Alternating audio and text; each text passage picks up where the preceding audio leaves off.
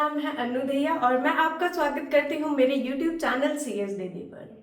तो अभी 2 दिन से मेरी वीडियो नहीं आ पा रही थी क्योंकि कुछ टेक्निकल इशू हो गया था कि मैं वीडियो अपलोड नहीं कर पा रही थी, तो उसके लिए माफ़ी चाहूँगी। और वो इशू अब रिजॉल्व कर लिया गया है and I will make sure कि आगे आने वाली वीडियोज़ जो है उसमें कोई भी हिंड्रेंस ना क्रिएट हो, रोज़ आपकी वीडियो रेगुलरली आए। एटलीस्ट जब तक एग्जाम नहीं हो जाता तब तक तो रोज़ वीडियोज़ आए, ठीक है। तो उसके लिए आई एम रियली सॉरी। आज का जो लेक्चर है वो SQL पे होने वाला है, स्ट्रक्चर्ड क्वेरी लैंग्वेज पे होने वाला है। इससे पहले हम रिलेशनल डाटाबेस के बारे में पढ़ चुके हैं, आज हम SQL शुरू करने वाले हैं, ठीक है। तो इसके नोट्स वगैरह मैं आपको टेलीग्राम चैनल पे प्रोवाइड करवा दूंगी, अगर आपने वो ज्वाइन नहीं किया है तो ज्वाइन कर लीजिए, ठीक है। तो बात कर लेते हैं SQL यानी कि स्ट्रक्चर्ड क्वेरी लैंग्वेज की। अभी तक आप लोगों ने क्या सीखा हुआ है? आपको ये पता है कि रिलेशनल की डेटा क्या होता है, ठीक है। डेटा जो भी इंफॉर्मेशन है, आसपास जितनी भी सराउंडिंग में आपकी इंफॉर्मेशन है वो सब डेटा है, ठीक है। उस डेटा को स्टोर करने के लिए हमने क्या बनाया? डेटा बेस बनाया, ठीक है। एक डेटा का वेयर हाउस जिसको हम डेटा बेस बोल देते हैं। और उस डेटा बेस को मैनेज करने के लिए, उस वेयर हाउस को मैनेज करने के लिए हमने एक मैनेजमेंट सिस्टम बनाया जिसको बोलते हैं हम DBMS, जो कि है आपका डाटा बेस मैनेजमेंट सिस्टम, ठीक है। इतनी बात हम पिछली वीडियो में कर चुके हैं। और एक और इम्पॉर्टेंट बात, इसी DBMS का एक टाइप है, ठीक है, एक डाटाबेस का टाइप है जो कि है रिलेशनल डाटाबेस, ठीक है। रिलेशनल डाटाबेस क्या है? इस डाटाबेस में आपका डाटा कैसे स्टोर होता है? टेबल्स की फॉर्म में स्टोर होता है, रोज और कॉलम्स की फॉर्म में सेव होता है। तो डाटाबेस का एक टाइप है रिलेशनल डाटाबेस, ठीक है। और उस रिलेशनल डेटाबेस को मैनेज करने के लिए होता है हमारे पास RDBMS यानी कि रिलेशनल डाटाबेस मैनेजमेंट सिस्टम, ठीक है। तो इतनी बातें तो आपको पता है। डेटा है, डेटा को स्टोर करने के लिए डेटाबेस है, ठीक है। और उस डेटाबेस को मैनेज करने के लिए DBMS यानी कि डेटाबेस मैनेजमेंट सिस्टम है। डेटाबेस का एक टाइप है, ठीक है, जैसे डाटा हम स्टोर करते हैं तो उस डेटाबेस का एक टाइप है रिलेशनल डेटाबेस, जिसमें हम टेबल्स की फॉर्म में अपने डेटा को स्टोर करते हैं। इतनी मोटी मोटी बातें आपको पता है। अब जो आज आपको नई बात जाननी है वो ये जाननी है, जो डेटा आपका स्टोर है डेटाबेस में, जो रिलेशनल डेटाबेस में आपका डाटा स्टोर है, उसको मैनिपुलेट या एक्सेस करने के लिए हमें एक लैंग्वेज की जरूरत पड़ती है, ठीक है। समझ आया? जो डेटा आपका डेटाबेस में स्टोर है उसको मैनिपुलेट करने के लिए, एक्सेस करने के लिए, उससे कुछ डाटा रिट्रीव करने के लिए या डाटा कुछ और ऐड करने के लिए आपको एक लैंग्वेज की जरूरत पड़ती है जिसको हम बोलते हैं SQL यानी कि हमारी स्ट्रक्चर्ड क्वेरी लैंग्वेज। तो स्ट्रक्चर्ड क्वेरी लैंग्वेज किस लिए यूज होती है? जो आपके डाटाबेस में डेटा है उसको मैनिपुलेट, एक्सेस या उसको उस पर कोई भी काम करने के लिए हमारी ये वाली लैंग्वेज यूज होती है, ठीक है। तो SQL का तो आपको मोटा मोटा पता चल गया। अब एक दो बात जो SQL के बारे में फैक्ट्स हैं पता होनी चाहिए, एग्जाम में नहीं पूछेंगे लेकिन फिर भी पता होनी चाहिए। SQL was developed in 1970s। 1970s में SQL को डेवलप किया गया था IBM लेबोरेटरी के द्वारा। SQL एक नॉन प्रोसीजरल लैंग्वेज है। नॉन प्रोसीजरल लैंग्वेज मतलब जिसमें आपको प्रोसीजर बताना नहीं पड़ता, ठीक है।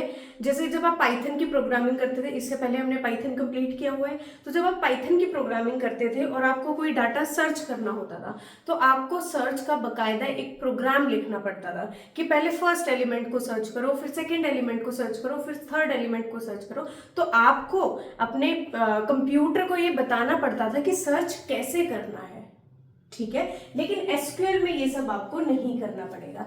SQL कैसी है? एक नॉन प्रोसीजरल लैंग्वेज है, मतलब आपको प्रोसीजर बताने की जरूरत नहीं है, ठीक है। देख लो क्या लिखा है, you just need to specify what of the problem, ठीक है। आपकी प्रॉब्लम क्या है आपको ये बताना है। जैसे मैंने बता दिया कि मुझे एक डेटा सर्च करना है, तो ये मेरी प्रॉब्लम है। अब करने का काम उसका खुद का है और कैसे करेगा वो आपको डिटेल देने की जरूरत नहीं है। You need not to give detail on how it is to be done, ठीक है। आपको बस ये बताना है कि मुझे ये डेटा चाहिए है, मुझे डेटा अपना सॉर्टेड चाहिए है, या ये वाला डेटा मुझे सर्च करना है, ये सब आपको बताना है। लेकिन कैसे करना है वो अपने आप करेगा, वो आपको नहीं बताना है। तो SQL क्या है? एक नॉन प्रोसीजरल लैंग्वेज है, ठीक है। इतनी बात समझ आई। अब एक और चीज देख लो, SQL provides many different types of commands, ठीक है, आप जो ये डाटा को मैनिपुलेट कर रहे हो, मैंने बोला एसक्यूएल किस लिए यूज होता है, डाटा को मैनिपुलेट करने के लिए यूज होता है। ये मैनिपुलेशन कैसे होती है, कमांड्स की फॉर्म में होती है। ठीक है, आप कमांड्स या इंस्ट्रक्शंस देते हो इस एसक्यूएल के द्वारा, एसक्यूएल में अपनी कमांड्स और इंस्ट्रक्शन लिखते हो, और उसके वो क्या करती है, डिफरेंट पर्पसेस, जो भी आपको काम करना है वो करके देती है। जिस भी काम का आपको काम करवाना है उसकी आप क्या लिख सकते हो, कमांड या इंस्ट्रक्शन लिख सकते हो। तो एसक्यूएल क्या है, एसक्यूएल में आप कमांड या इंस्ट्रक्शन लिखते हैं जो भी चीजें आपको डाटाबेस पे करनी है उस टाइप की। ठीक है, अब 3 तरीके की आपकी कमांड्स है, वैसे तो और ज्यादा भी हैं, और टाइप्स ऑफ कमांड्स भी हैं, लेकिन हम सिर्फ 3 ही पढ़ेंगे, और वैसे हमारे सिलेबस में 2 ही है, यही 2 है, वो तीसरी वाली है भी नहीं। ठीक है, लेकिन पता होना चाहिए, बेसिक पता होना चाहिए। तो 3 तरीके की आपकी कमांड्स होती हैं। कैसे कैसे कमांड्स हैं, अब आपको ये तो पता है डेटा कैसे स्टोर है, रिलेशनल डेटाबेस में टेबल्स की फॉर्म में स्टोर है। तो एक टाइप की कमांड होती है जिसको हम बोलते हैं DDL कमांड्स, जिसकी फुल फॉर्म है डाटा डेफिनेशन लैंग्वेज। मतलब जो डेटा स्टोर है उसको डिफाइन करना, किस तरीके से आपने स्टोर किया है ये बताना। ठीक है, तो जो टेबल है उसको अगर हम डिफाइन कर रहे हैं तो वो सारी कमांड्स किस में आएगी, आपकी DDL कमांड्स में आएगी। ठीक है, मतलब आप डाटा को क्या कर रहे हो, डिफाइन कर रहे हो कि किस तरीके से हमें स्टोरेज करनी है, किस तरीके से हमारा डेटा स्टोर है। तो इसमें क्या क्या चीजें आती हैं, अब मैंने क्या बोला, डेटा कैसे स्टोर होता है, टेबल्स की फॉर्म में स्टोर होता है। तो टेबल को क्रिएट करना, ठीक है, ये टेबल को ऑल्टर करना या उसको डिलीट कर देना, ये सारी कमांड्स किस में आती है, DDL में आती है। टेबल को बनाना, उसको थोड़ा बहुत ऑल्टर करना, उसके कॉलम्स के नेम चेंज करने, ये सब इसमें आता है। उसको डिलीट कर देना पूरी की पूरी टेबल को, वो किस में आता है, DDL कमांड्स में आता है। और क्या आता है, ग्रांट एंड रिवोक प्रिविलेजेस। आप जब भी डेटाबेस बनाते हो, जब भी आप डेटाबेस में कैसे टेबल की फॉर्म में डाटा स्टोर है, तो जब भी आप डेटाबेस बनाते हो आप कुछ ना कुछ प्रिविलेजेस लोगों को देते हो। आप ये तो नहीं चाहोगे ना कि सारी जनता आपके डेटाबेस को एक्सेस कर सके या मॉडिफाई कर सके। ठीक है, आप यही सोचोगे कि कुछ लोग होंगे जो आपके, मान लो आपके कोई स्कूल है तो कुछ ही लोग स्कूल के ऐसे होंगे जो एडमिनिस्ट्रेशन में काम करते होंगे, जो स्टूडेंट्स का रिकॉर्ड मॉडिफाई कर सकते हैं या उसे मैनिपुलेट कर सकते हैं। तो आपको क्या करना पड़ेगा, प्रिविलेजेस देने पड़ेंगे कि स्टूडेंट के ये प्रिविलेजेस है कि वो डेटा को देख तो सकता है लेकिन उसे मॉडिफाई नहीं कर सकता। मॉडिफाई करने का काम किसका होगा, एडमिनिस्ट्रेशन का होगा। तो ये सब अगर आपको प्रिविलेजेस देने हैं, ठीक है, या उनको चेंज करना है, तो आप किस में करोगे, DDL कमांड्स उनको बोलोगे। ठीक है, ये यहाँ पे मैंने स्कीमा ऑब्जेक्ट्स लिखा है ना, स्कीमा ऑब्जेक्ट्स का मतलब आपका यही है, आप टेबल्स की फॉर्म में स्टोर करते हो तो आपकी स्कीमा ऑब्जेक्ट्स क्या हो गई है, टेबल हो गई है। तो जो भी आपको प्रिविलेजेस टेबल के लिए देने हैं, किस किस को क्या क्या प्रिविलेजेस देने हैं, कितना आप कितने लोग मॉडिफाई कर सकते हैं, कितने लोग सिर्फ देख सकते हैं, कितने लोग एक्सेस कर सकते हैं, ये सब आप DDL कमांड्स में दोगे, यानी कि डेटा डेफिनेशन लैंग्वेज कमांड्स में दोगे। ठीक है, और क्या है, मेंटेनिंग इंफॉर्मेशन ऑन टेबल। ठीक है, जो आपकी टेबल पे इंफॉर्मेशन है वो सही तरीके से वहां पे है कि नहीं है, मेंटेन्ड है कि नहीं है, ये सारी चीजें किस में आती हैं, आपकी DDL कमांड्स में आती है। उसके एग्जाम्पल भी है कुछ, अभी मैंने क्योंकि आपको कमांड्स और इंस्ट्रक्शंस बताई नहीं है, तो अगर आपको इन सब के बारे में नहीं पता है कोई टेंशन लेने की जरूरत नहीं है। आगे जो क्लास है उसमें आपको पता चलता रहेगा कि क्रिएट टेबल कमांड क्या करती है, ऑल्टर टेबल क्या करती है, लेकिन मैं एक्सपेक्ट कर रही हूँ कि थोड़ा बहुत आपको SQL के बारे में पता होगा। तो अगर पता है तो DDL कमांड्स के अंदर कौन कौन सी कमांड आती है, टेबल को बनाने की, टेबल को ऑल्टर करने की, या टेबल को डिलीट करने की, ड्रॉप मतलब डिलीट करना, या फिर टेबल को का नाम चेंज करना हो या ट्रंकेट करना हो, ये सारी कमांड्स हमारी किस में आती है, DDL कमांड्स में आती है। अब होगी डाटा की डेफिनेशन, तो आपने बता दी कि टेबल की डेफिनेशन क्या रहेगी, टेबल किस फॉर्म में स्टोर की जाएगी। लेकिन अगर टेबल के अंदर का डाटा अगर आप एक्सेस कर रहे हो या मैनिपुलेट कर रहे हो, वो सारी कमांड्स किस में आएंगी, डाटा मैनिपुलेशन, यहाँ पे आएगा लैंग्वेज कमांड्स में आएगा, लैंग्वेज। ठीक है, तो वो कमांड्स कौन सी होंगी, वो आपकी होंगी DML कमांड्स। DML का फुल फॉर्म होगा डाटा मैनिपुलेशन लैंग्वेज। ठीक है, मतलब जो टेबल के अंदर डेटा स्टोर है उसको आप मैनिपुलेट कर रहे हो, एक्सेस कर रहे हो। ठीक है, इसमें कौन कौन सी कमांड्स आएंगी, मान लो आपको कोई इंफॉर्मेशन अपनी टेबल में से रिट्रीव करनी है, लेनी है, तो उसको आप वो सारी कमांड्स किस में आएंगी, डाटा मैनिपुलेशन कमांड्स में आएंगी। अगर आपको कोई डाटा न्यू इन्फॉर्मेशन इंसर्ट करनी है, कोई नया बच्चा आ जाता है और उसकी वैल्यू आप उसकी जो मतलब जो भी डेटा है वो आपको टेबल में इंसर्ट करना है, तो आपकी क्या होंगी, डीएमएल कमांड्स यूज होंगी। अगर डेटा को डिलीट करना है, कोई ऑलरेडी किसी स्टूडेंट के बारे में इंफॉर्मेशन आपकी टेबल में है और उस स्पेसिफिक इंफॉर्मेशन, पूरी टेबल नहीं, पूरी टेबल डिलीट करोगे तो किस में आएगा, डाटा डेफिनेशन लैंग्वेज में आएगा। जब भी टेबल के ऊपर, पूरी टेबल के ऊपर कोई काम हो रहा होगा तो वो डेटा डेफिनेशन लैंग्वेज होगी, ठीक है। और उस टेबल के अंदर जो इंफॉर्मेशन है, इंफॉर्मेशन पे काम हो रहा होगा तो वो होगी डेटा मैनिपुलेशन कमांड, ठीक है। अगर कोई इंफॉर्मेशन डिलीट करनी है या फिर मॉडिफाई करनी है, कोई भी इंफॉर्मेशन ऑलरेडी एग्जिस्टिंग है उसको मॉडिफाई करना है, ये सारी कमांड्स आपकी किस में आएंगी, डाटा मैनिपुलेशन लैंग्वेज कमांड्स में आएंगी। एग्जांपल देख लो, इंसर्ट इनटू, ठीक है, update, delete, select, look table, ये सारी कमांड्स किस में आती हैं, आपके डाटा मैनिपुलेशन कमांड्स में आती है, ठीक है। यही दोनों आपके सिलेबस में है और यही दोनों हम आगे पढ़ेंगे। एक और तीसरी टाइप की कमांड्स होती है जिसको हम बोलते हैं TCL कमांड्स, जिसका मतलब, जिसकी फुल फॉर्म होती है ट्रांजैक्शन कंट्रोल लैंग्वेज, ठीक है।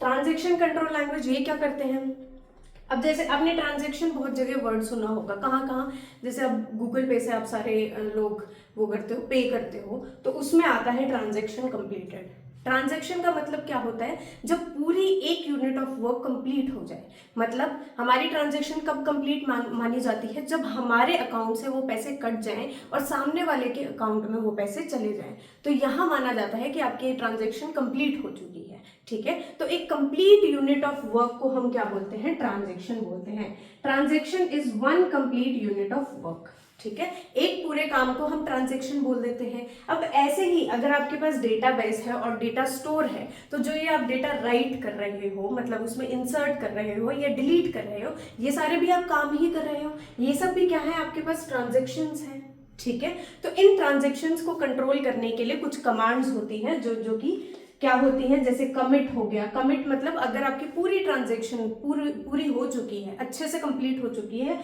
तो हमारे पास उसके लिए कमिट कमांड होती है। रोल बैक का मतलब होता है अगर आपकी ट्रांजैक्शन कंप्लीट नहीं हुई, मान लो जब आप जैसे गूगल पे कर रहे हो, ठीक है, आपके अकाउंट से पैसे कट चुके हैं लेकिन सामने वाले के पास गए नहीं, ट्रांजैक्शन आपकी कंप्लीट हुई नहीं, तो उस टाइम पे हम यूज करते हैं रोल बैक। मतलब जितना भी आधा काम हुआ है उसको भी वापस कर देना, उसको वापस खत्म कर देना, ठीक है।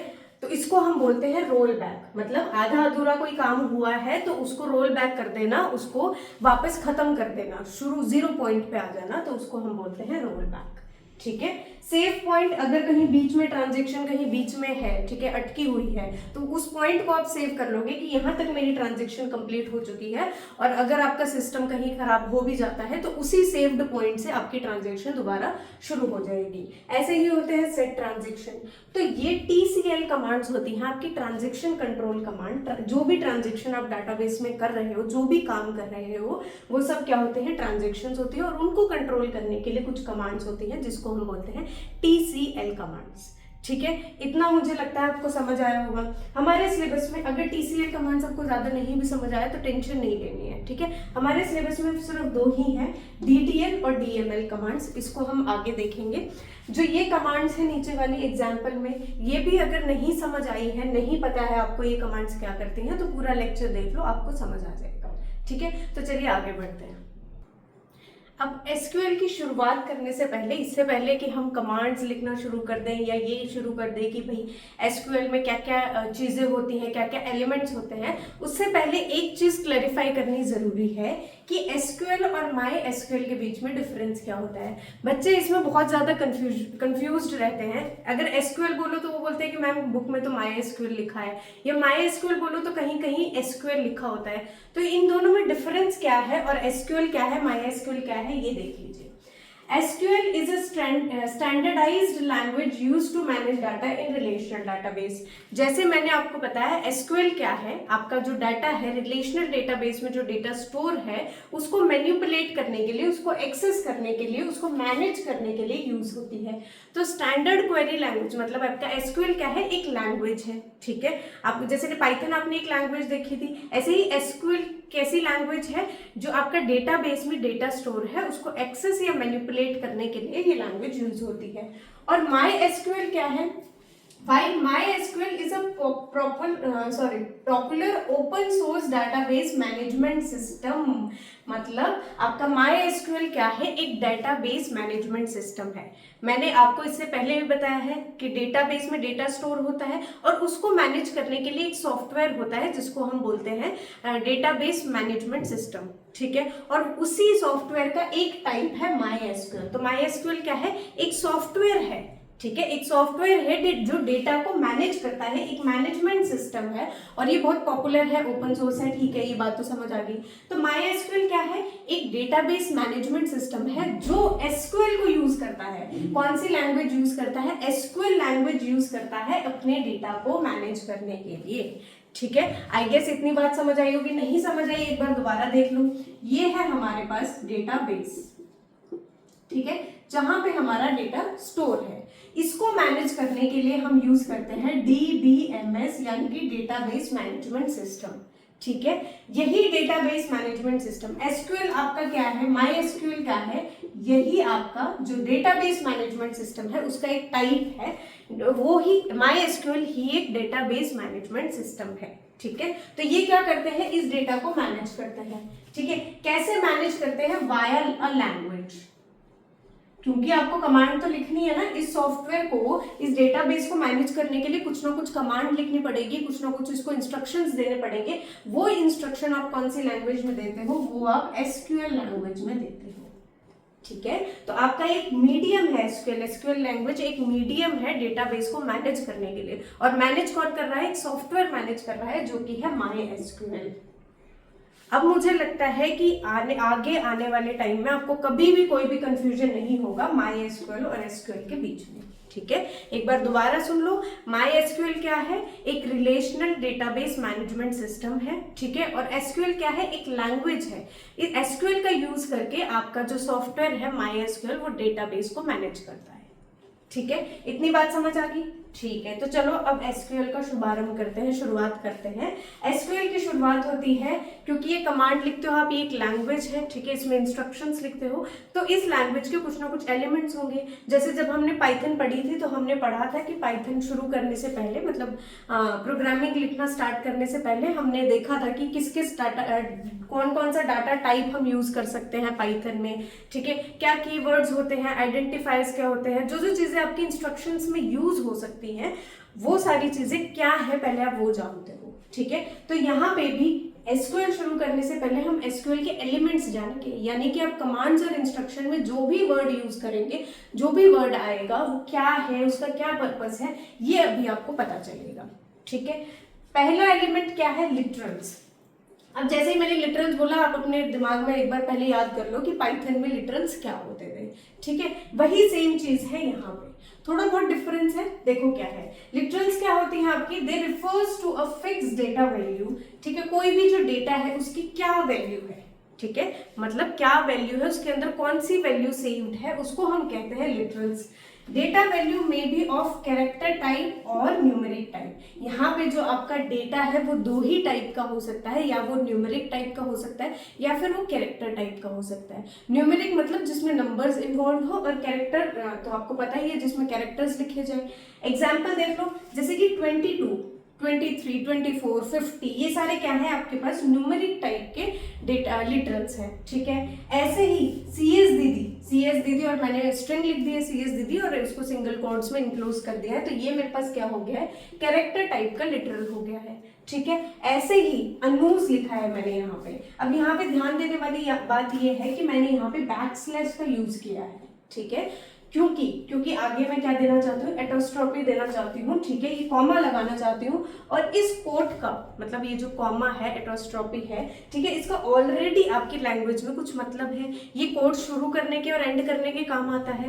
तो यहाँ पे ये मेरी स्ट्रिंग खत्म ना हो जाए, ठीक है, ये एंडिंग ऑफ द कोट्स ना सिग्निफाई कर दे, ये कॉमा, ये एटोस्ट्रॉपी, इसीलिए मैंने यहाँ पे बैकस्लैश लगा दिया है। इस बैकस्लैश के बाद जो भी कैरेक्टर है वो क्या है, मेरी स्ट्रिंग का पार्ट है, उसको आप स्पेशल कैरेक्टर की तरह या फिर कोड्स की तरह इस्तेमाल नहीं करेंगे।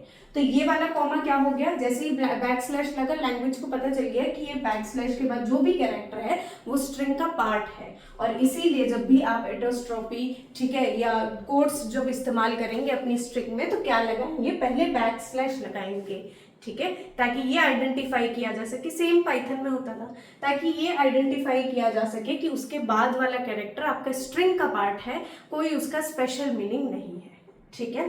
तो इतनी बात समझ आ गई। तो लिटरल्स आपको पता चल गया कि क्या डाटा स्टोर है, ठीक है, उस क्या डाटा, कौन सा डाटा स्टोर है उसको हम बोलते हैं लिटरल्स। 22, 23, 50 जितने भी डाटा आपके पास है वो सब क्या है, लिटरल्स हैं। और ये दो टाइप के होते हैं, न्यूमेरिक लिटरल्स जिसमें नंबर्स इन्वॉल्व होते हैं, और होते हैं कैरेक्टर्स लिटरल्स जिसमें कैरेक्टर्स इन्वॉल्व होते हैं। न्यूमेरिक लिटरल्स भी आपके पास एसक्यूएल में दो टाइप के होते हैं। कौन कौन से दो टाइप के होते हैं, या तो आपके जो न्यूमेरिक लिटरल्स हैं वो इंट होंगे, यानी उनमें इंटीजर वैल्यू होगी, नेगेटिव या पॉजिटिव कुछ भी हो सकता है, या तो उनमें इंटीजर वैल्यू होगी, या वो रियल लिटरल्स होंगे। रियल लिटरल्स मतलब डेसिमल नंबर्स या फ्लोट नंबर्स, ठीक है। तो दो ही टाइप के न्यूमेरिक लिटरल्स हमारे पास एसक्यूएल में प्रेजेंट हैं। एक है आपके पास इंटीजर टाइप के, ठीक है, जो कि नेगेटिव भी हो सकते हैं, पॉजिटिव भी हो सकते हैं, और दूसरे हैं आपके रियल नंबर्स, या फिर आप बोल सकते हो डेसिमल नंबर्स जिसमें पॉइंट लगता है, जिनको हम बोलते हैं रियल लिटरल्स, ठीक है,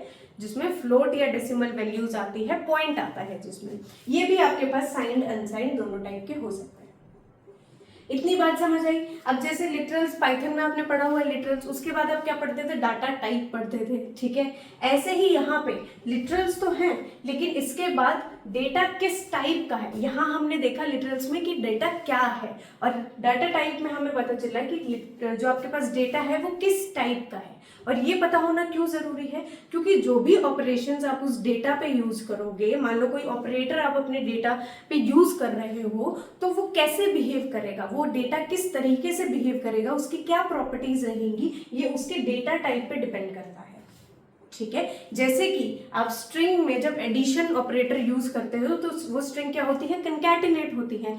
वहीं अगर आप एडिशन ऑपरेटर नंबर्स में यूज करते हो, इंटीजर्स में यूज करते हो, तो एडिशन होता है, ठीक है। तो आपके डेटा के टाइप पे डिपेंड करेगा कि ऑपरेटर्स की, अगर ऑपरेशन कोई किया जा रहा है या ऑपरेटर्स यूज किए जा रहे हैं, तो वो डेटा कैसे बिहेव करेगा, उसकी प्रॉपर्टीज क्या होंगी, ठीक है।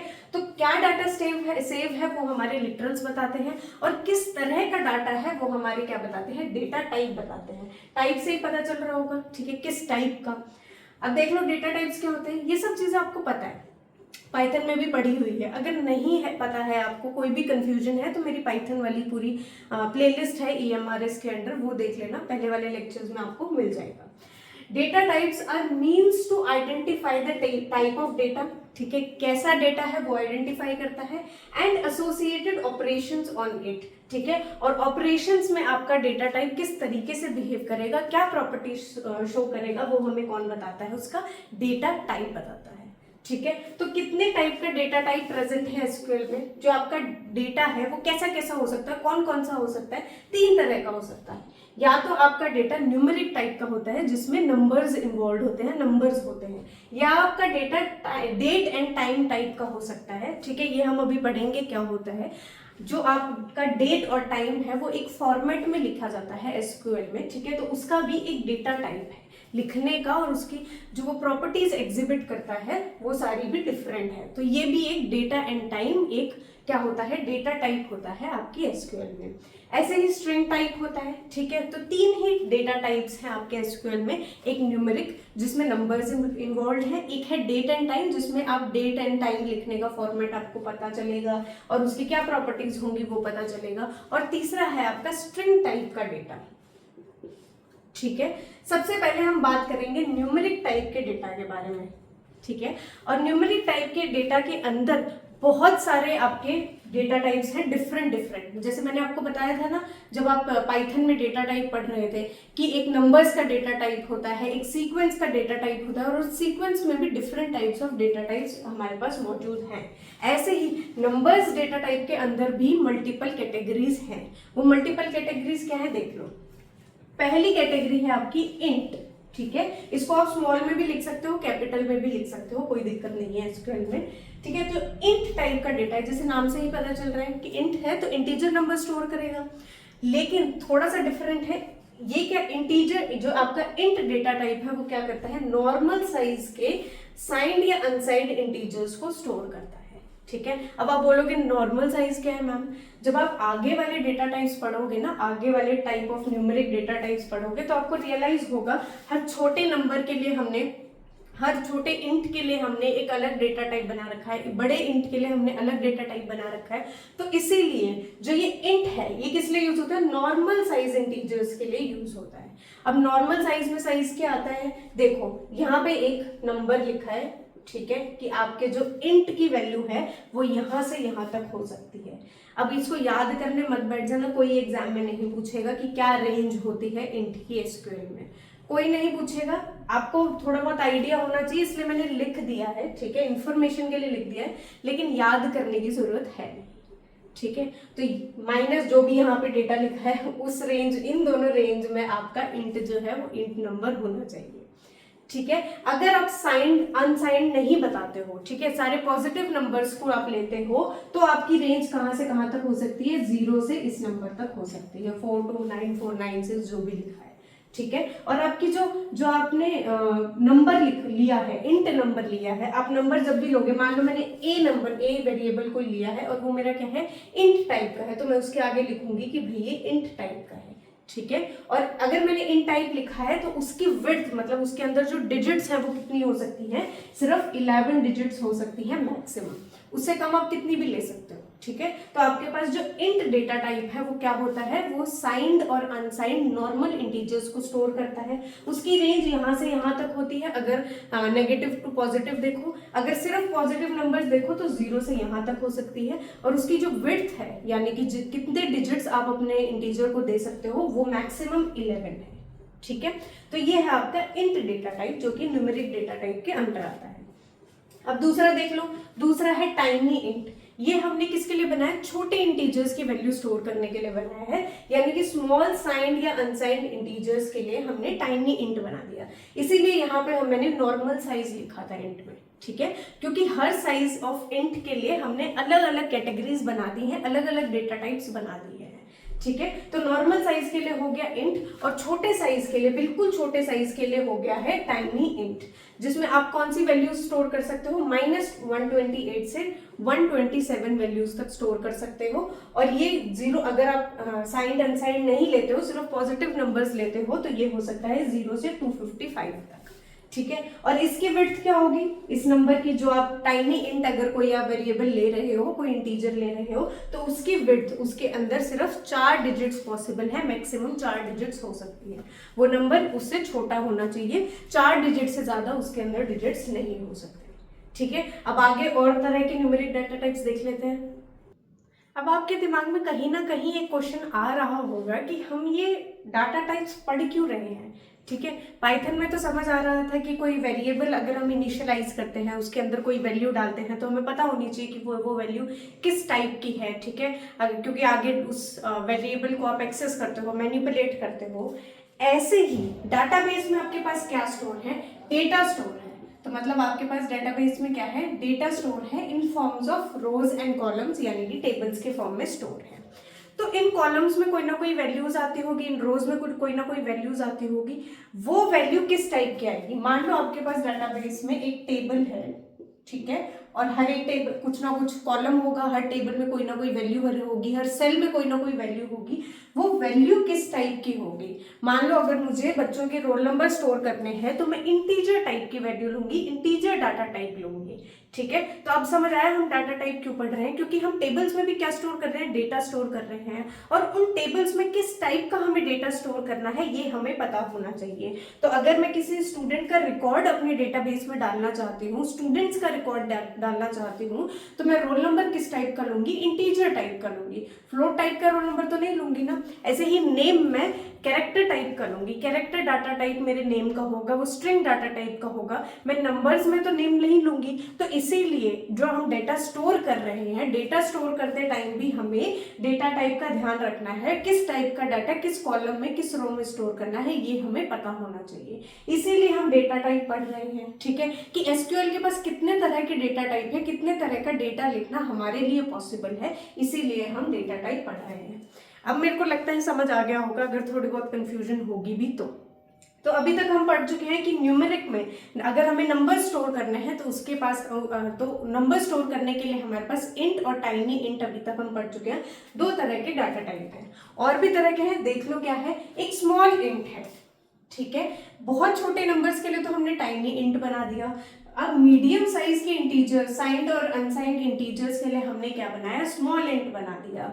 एक इंट लिया जो कि नॉर्मल साइज के लिए था, एक टाइनी इंट ले लिया जो बिल्कुल छोटे नंबर्स के लिए है, एक उनके बीच का आप कह सकते हो कि मीडियम साइज के इंटीजर्स, साइंड और अनसाइंड इंटीजर्स को स्टोर करने के लिए हमारे पास क्या है, स्मॉल इंट डाटा टाइप है। इसकी रेंज कहाँ तक है ये देख लो, नेगेटिव से पॉजिटिव तक, यहाँ तक इसकी रेंज है। पॉजिटिव में एक वैल्यू कम होती है क्योंकि जीरो जो है पॉजिटिव में कंसिडर होता है। चलो बहुत बढ़िया बात। अगर आपके साइंड नहीं है नंबर्स, यानी पॉजिटिव नेगेटिव का कोई पंगा नहीं है, तो 0 to इन दोनों रेंजेस को ऐड कर लो, आपके पास ये लास्ट वाली रेंज आ जाएगी। वैसे आपको ये याद करने की जरूरत बिल्कुल नहीं है, बस पता होना चाहिए कि स्मॉल इंट किस लिए यूज होता है, मीडियम साइज के इंटीजर्स, साइंड और अनसाइंड इंटीजर्स को स्टोर करने के लिए यूज होता है। ये इतना पता होना चाहिए, उससे आगे ये रेंज वगैरह याद रखने की जरूरत नहीं है। अब इसमें भी जो नंबर होगा उसकी विड्थ कितनी हो सकती है, मैक्सिमम 9 डिजिट्स की हो सकती है, ठीक है। अब आगे देख लो, स्मॉल इंट हो गया हमारे पास, अब आ गया बिग इंट, मतलब बड़े इंटीजर्स को स्टोर करने के लिए हमारे पास क्या है, बिग इंटीजर है। फॉर लार्ज इंटीजर्स साइंड और अनसाइंड, ठीक है। अब इसकी रेंज क्या है, अब ये याद करके दिखाओ। कुछ बच्चे सोच रहे होंगे कि हम ये रेंज याद कर लेंगे, एक्स्ट्रा कंटेंट लिख के आएंगे पेपर में, अब तुम ये रेंज याद करके दिखाओ मुझे, ठीक है। इसलिए मैं बोल रही हूँ कि रेंज याद मत करना, नहीं होगी, बेफालतू में अपने दिमाग की मेमोरी को खराब मत करो, मतलब उसका जो स्टोरेज है उसको खराब मत करो ऐसी ऐसी उसमें डाटा डाल के, ठीक है। तो इसीलिए इसकी रेंज क्या है, बस इंफॉर्मेशन के लिए बता रही हूँ, negative this to positive this. अगर अनसाइंड मतलब अनसाइंड नंबर है आपके पास, साइन की कोई दिक्कत नहीं है, तो इन दोनों को प्लस कर दो, 0 to जो भी प्लस करने के बाद नंबर आएगा वो आपका मैक्सिमम रेंज हो जाएगी। और इसकी भी विड्थ कहाँ तक हो सकती है, 11 डिजिट्स तक हो सकती है, मतलब जो आपका इंटीजर नंबर है उसकी विड्थ, उसके अंदर डिजिट्स कितने हो सकते हैं, 11 हो सकते हैं, ठीक है। ये थी अभी तक इंटीजर्स अगर हमें स्टोर करने हो। उसके बाद अगर फ्लोट वैल्यू यानी डेसिमल वैल्यू स्टोर करनी हो तो उसके लिए क्या है, पहला आपके पास डाटा टाइप है फ्लोट, और आप ब्रैकेट में 2 आर्ग्यूमेंट्स देते हो m, d, ठीक है। तो ये किस लिए यूज होता है, floating number that can't be unsigned, मतलब जो डेसिमल में आप नंबर लिखते हो, फ्लोट नंबर लिखते हो, वो अनसाइंड नहीं हो सकते, उनका आपको साइन देना जरूरी है।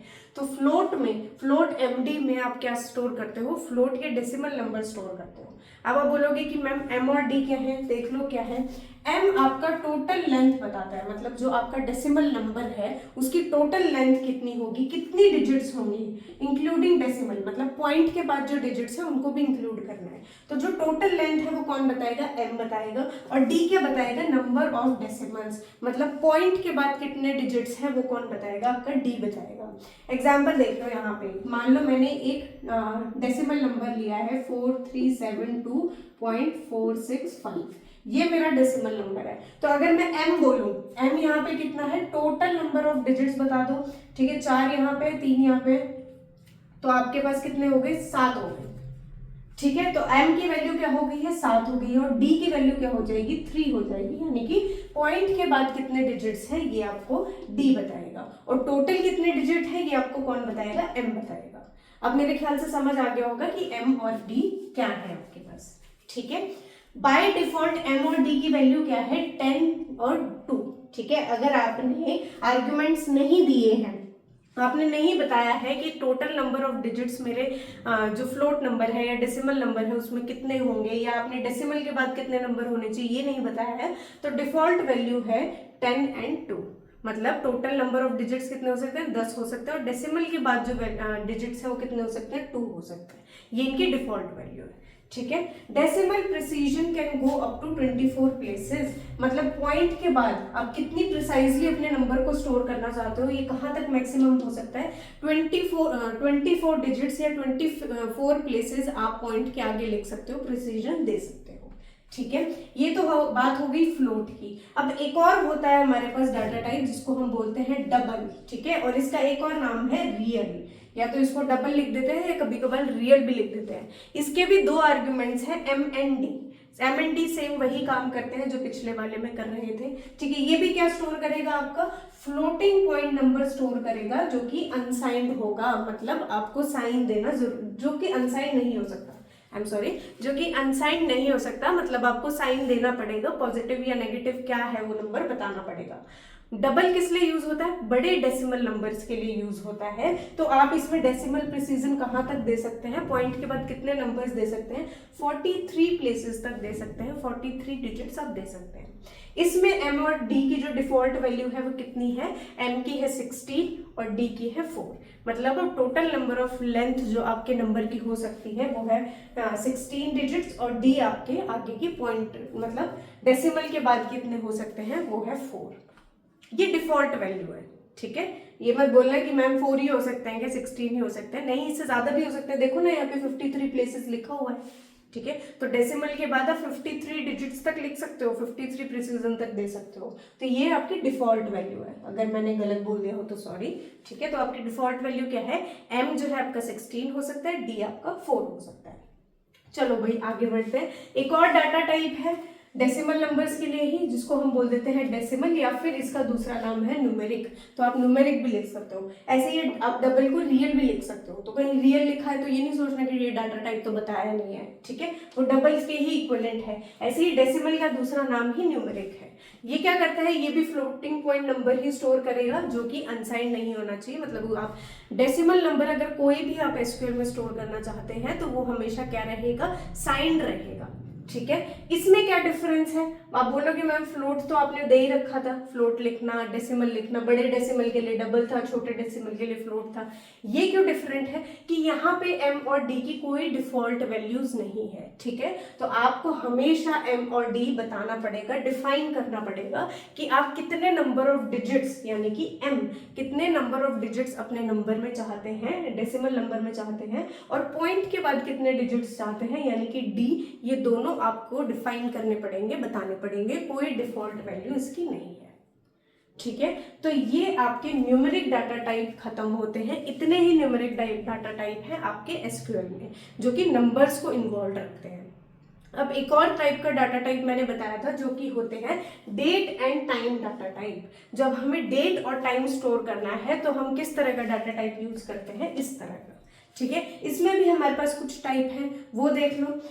हमारे पास पहला डाटा टाइप है इस फॉर्मेट का डेट, ठीक है। तो ये क्या स्टोर करता है, डेट स्टोर करता है, लेकिन किस फॉर्मेट में, इस फॉर्मेट में ईयर, ठीक है। 4 डिजिट्स आपको ईयर के लिए मिले हुए हैं, फिर आप हाइफन लगाओगे, उसके बाद 2 डिजिट्स में अपना मंथ लिखोगे, और फिर 2 डिजिट्स में अपना क्या लिखोगे, डेट लिखोगे। तो अगर मैं मान लो, अगर मैं 2001 ईयर देना चाहती हूँ और मंथ मेरा मान लो सेकेंड है और डेट मैं 1 देना चाहती हूँ, तो अगर मैं 1 फरवरी 2001 लिखना चाहती हूँ तो मुझे ऐसे लिखना होगा, ठीक है। ये मेरी डेट हो जाएगी, फिर मंथ, फिर ईयर।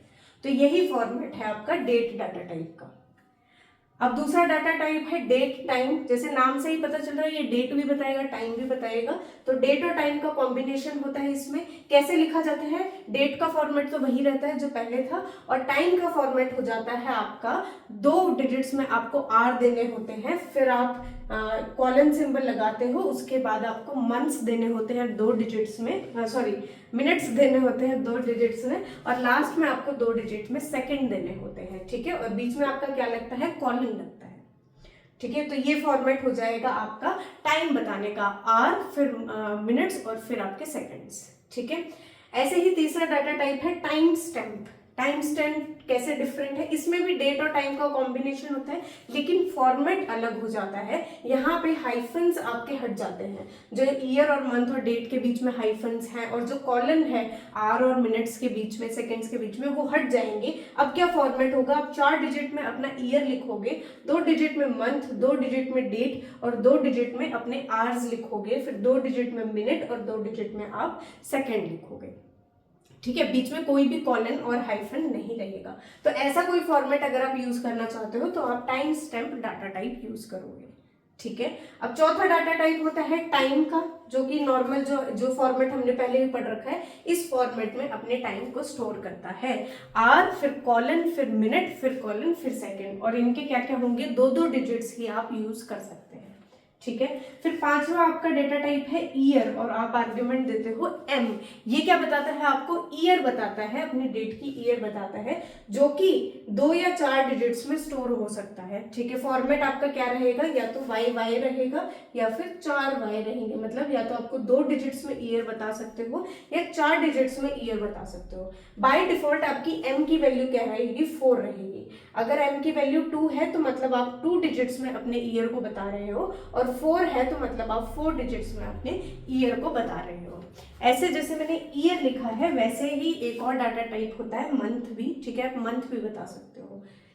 ठीक है, तो ये था आपका टाइम एंड डेट वाला डाटा टाइप, जिसमें आपके पास 5 डेटा टाइप्स पॉसिबल है। 5 तरीके से आप अपना डेट टाइम दे सकते हैं। ठीक है। अब बात कर लेते हैं स्ट्रिंग डाटा टाइप की। तो अभी तक हमने देख लिया न्यूमेरिक डाटा टाइप्स में हमारे पास कितने टाइप के हैं। ठीक है। इंटीजर वैल्यू है तो उसको कैसे लिखना है, डेसिमल वैल्यू है तो उसको कैसे लिखना है। फिर हमने देख लिया कि डेट एंड टाइम कैसे लिखना है। अब देख लेते हैं अगर स्ट्रिंग टाइप यानी कि कैरेक्टर्स अगर हमारे पास है तो उसमें हमारे पास कितने कितने डाटा टाइप्स हैं। अब हमारे पास स्ट्रिंग टाइप के कुछ डाटा टाइप्स हैं, वो देख लेते हैं क्या है। पहला है आपके पास कैर डाटा टाइप, CHAR, और आप आर्ग्यूमेंट दे सकते हो उसको m। ठीक है, इस m का मतलब क्या है और कैर का मतलब क्या है ये देख लेते हैं। ये क्या करता है, फिक्स लेंथ स्ट्रिंग आपको प्रोवाइड करता है। ठीक है, तो जब भी किसी वेरिएबल को आप कैर बोल देते हैं, ठीक है, कैर डाटा टाइप से इनिशियलाइज कर देते हैं, तो उसकी क्या होगी, फिक्स्ड लेंथ होगी, उस स्ट्रिंग की फिक्स लेंथ होगी, और वो उस लेंथ के अंदर जो भी कैरेक्टर्स हैं वो 1 से लेके 255 एस्काई जो आपकी वैल्यूज है उसकी रेंज के बीच में रहेंगे। ठीक है। Characters in length are right padded with spaces. इसका मतलब क्या है, मान लो मेरे पास एक नेम है अनु। ठीक है, ये मेरे पास एक स्ट्रिंग टाइप है, इसका मैंने डाटा टाइप दे दिया कैर, और कैर डाटा टाइप के अंदर जो मैंने फिक्स लेंथ दी है वो दे दी है मैंने मान लो 10। ठीक है, अब मैंने तो लेंथ दे दी है 10 जो कि फिक्स लेंथ हो चुकी है इस डाटा की, लेकिन इस डाटा की ओरिजिनल वैल्यू क्या है, इसके अंदर तो 4 ही कैरेक्टर्स हैं, तो इसकी लेंथ क्या है, 4 बाइट्स। ठीक है, यानी कि 4 कैरेक्टर्स, लेकिन मैंने फिक्स लेंथ क्या दी है, मैंने दी है 10 कैरेक्टर्स की फिक्स लेंथ दी है। तो ये कैसे स्टोर होगा, ये 10 बाइट्स में ही स्टोर होगा।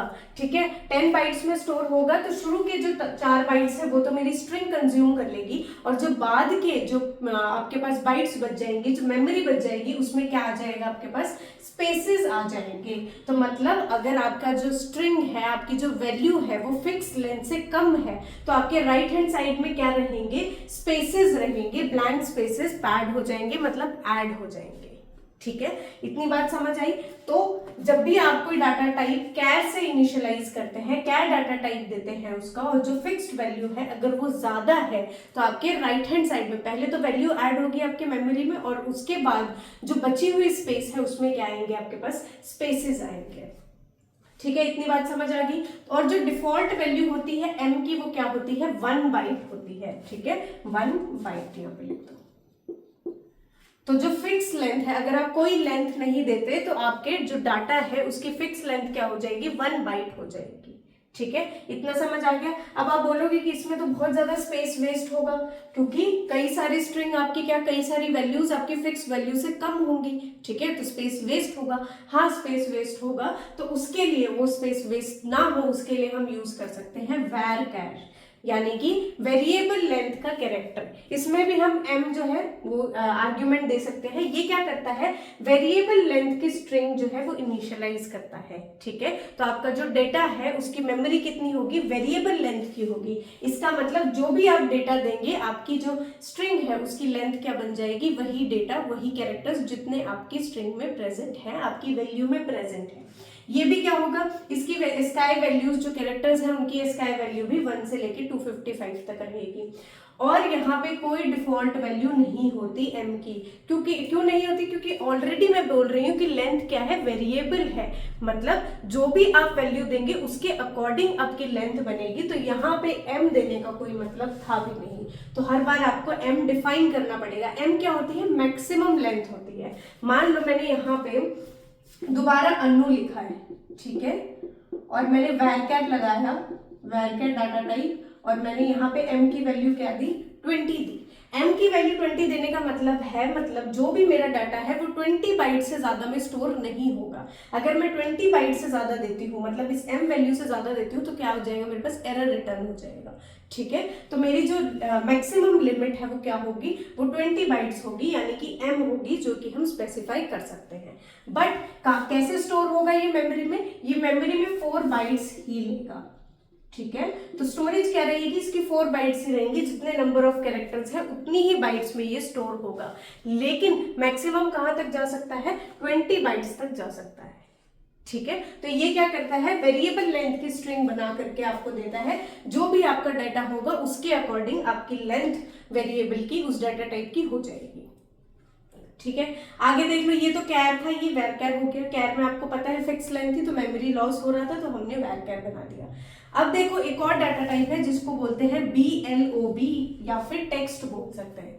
ये किसके लिए यूज होता है, a field with minimum length of 65535 characters, यानी कि 65,535 कैरेक्टर्स आप इसमें मिनिमम लिख सकते हो, ठीक है। तो ये कैसी स्ट्रिंग है आपकी, लंबी, मतलब जिसमें आपको ज्यादा डाटा स्टोर करना है, ज्यादा कैरेक्टर स्टोर करना है, तो आप क्या यूज करते हो, BLOB, यानी या फिर टेक्स्ट डाटा टाइप यूज करते हो। ये यूज किस लिए होता है, कब काम आता है, जब आपको बाइनरी कि लार्ज फाइल्स या लार्ज ऑब्जेक्ट्स को स्टोर करना होता है।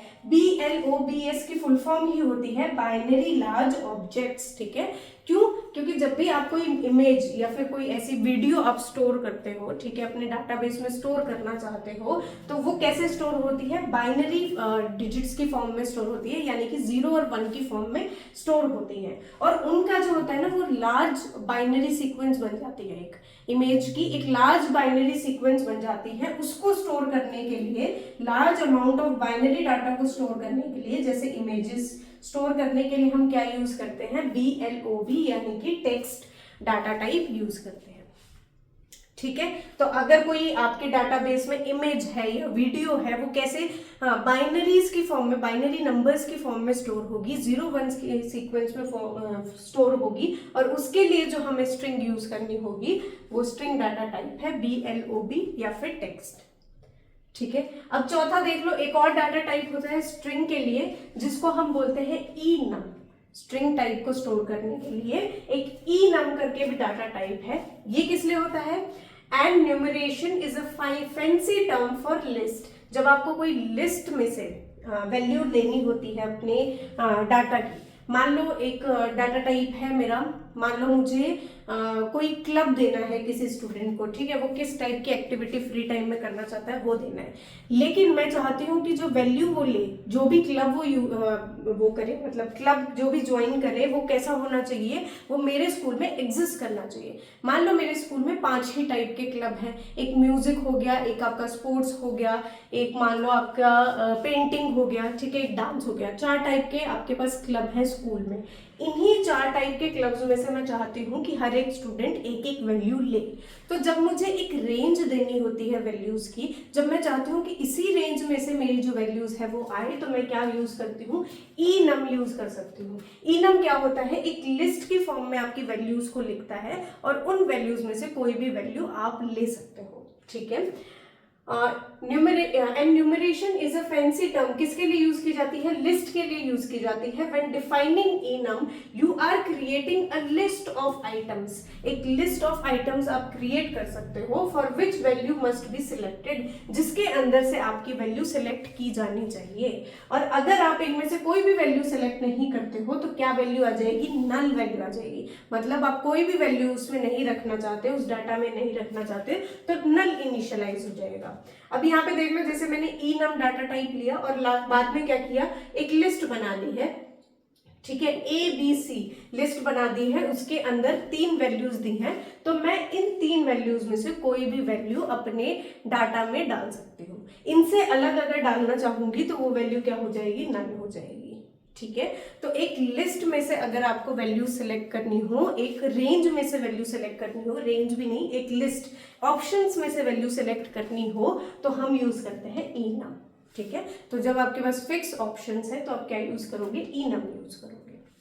ठीक है, अब एक डिफरेंस देख लो भाई, जो आपके एग्जाम में पूछा जा सकता है, सब्जेक्टिव पेपर है, कैर और वैर कैर में डिफरेंस बता दो। ठीक है, 2 डाटा टाइप है, 2 टाइप के डाटा टाइप है, एक है कैर और एक है वैर कैर।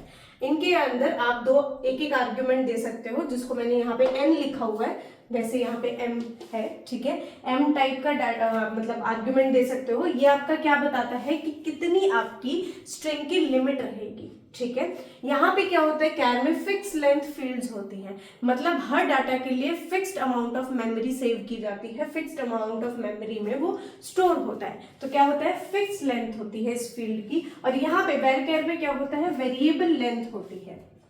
ठीक है, तो मतलब जो आपका मेमोरी है, जहां पे वो आपकी फील्ड या फिर आपकी स्ट्रिंग स्टोर होगी, वो कैसे टाइप की होगी, वेरिएबल लेंथ की होगी।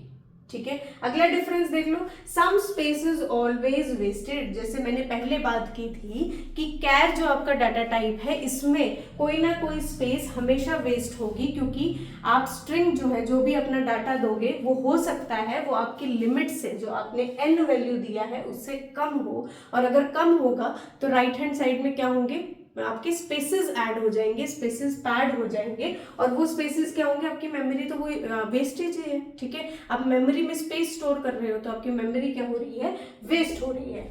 यहाँ पे कोई वेस्टेज नहीं होगी स्पेस की। ठीक है, क्योंकि वेरिएबल लेंथ आप यूज कर रहे हो, जो भी जितने भी लेंथ का आपका वेरिएबल या डाटा होगा, उसी लेंथ की मेमोरी आपकी यूज होगी। ठीक है, यहाँ पे क्या है, प्रोसेसिंग सिंपलर है। सिंपलर क्यों है, क्योंकि सब फिक्स लेंथ का है। ठीक है, सारे जो जितने भी आपके डाटाज हैं, वो अगर 4 बाइट के हैं तो सारे ही 4 बाइट के हैं, तो प्रोसेसिंग करना आसान हो जाता है।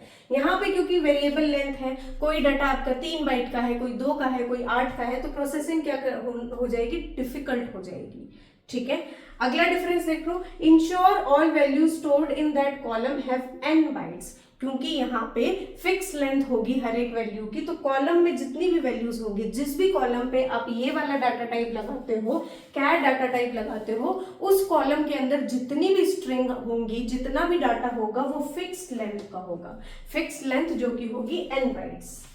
यहाँ पे फिक्स लेंथ नहीं होगी, लेकिन जो मैक्सिमम लेंथ है आपकी, ठीक है, मैक्सिमम डाटा जो कॉलम में ऐड किया जा सकता है, उसकी लेंथ क्या होगी, n बाइट्स होगी। तो मैक्सिमम आपकी यहाँ पे n बाइट्स हो सकती है, यहाँ पे आपका सारा डाटा कितने का होगा, n बाइट्स का ही होगा।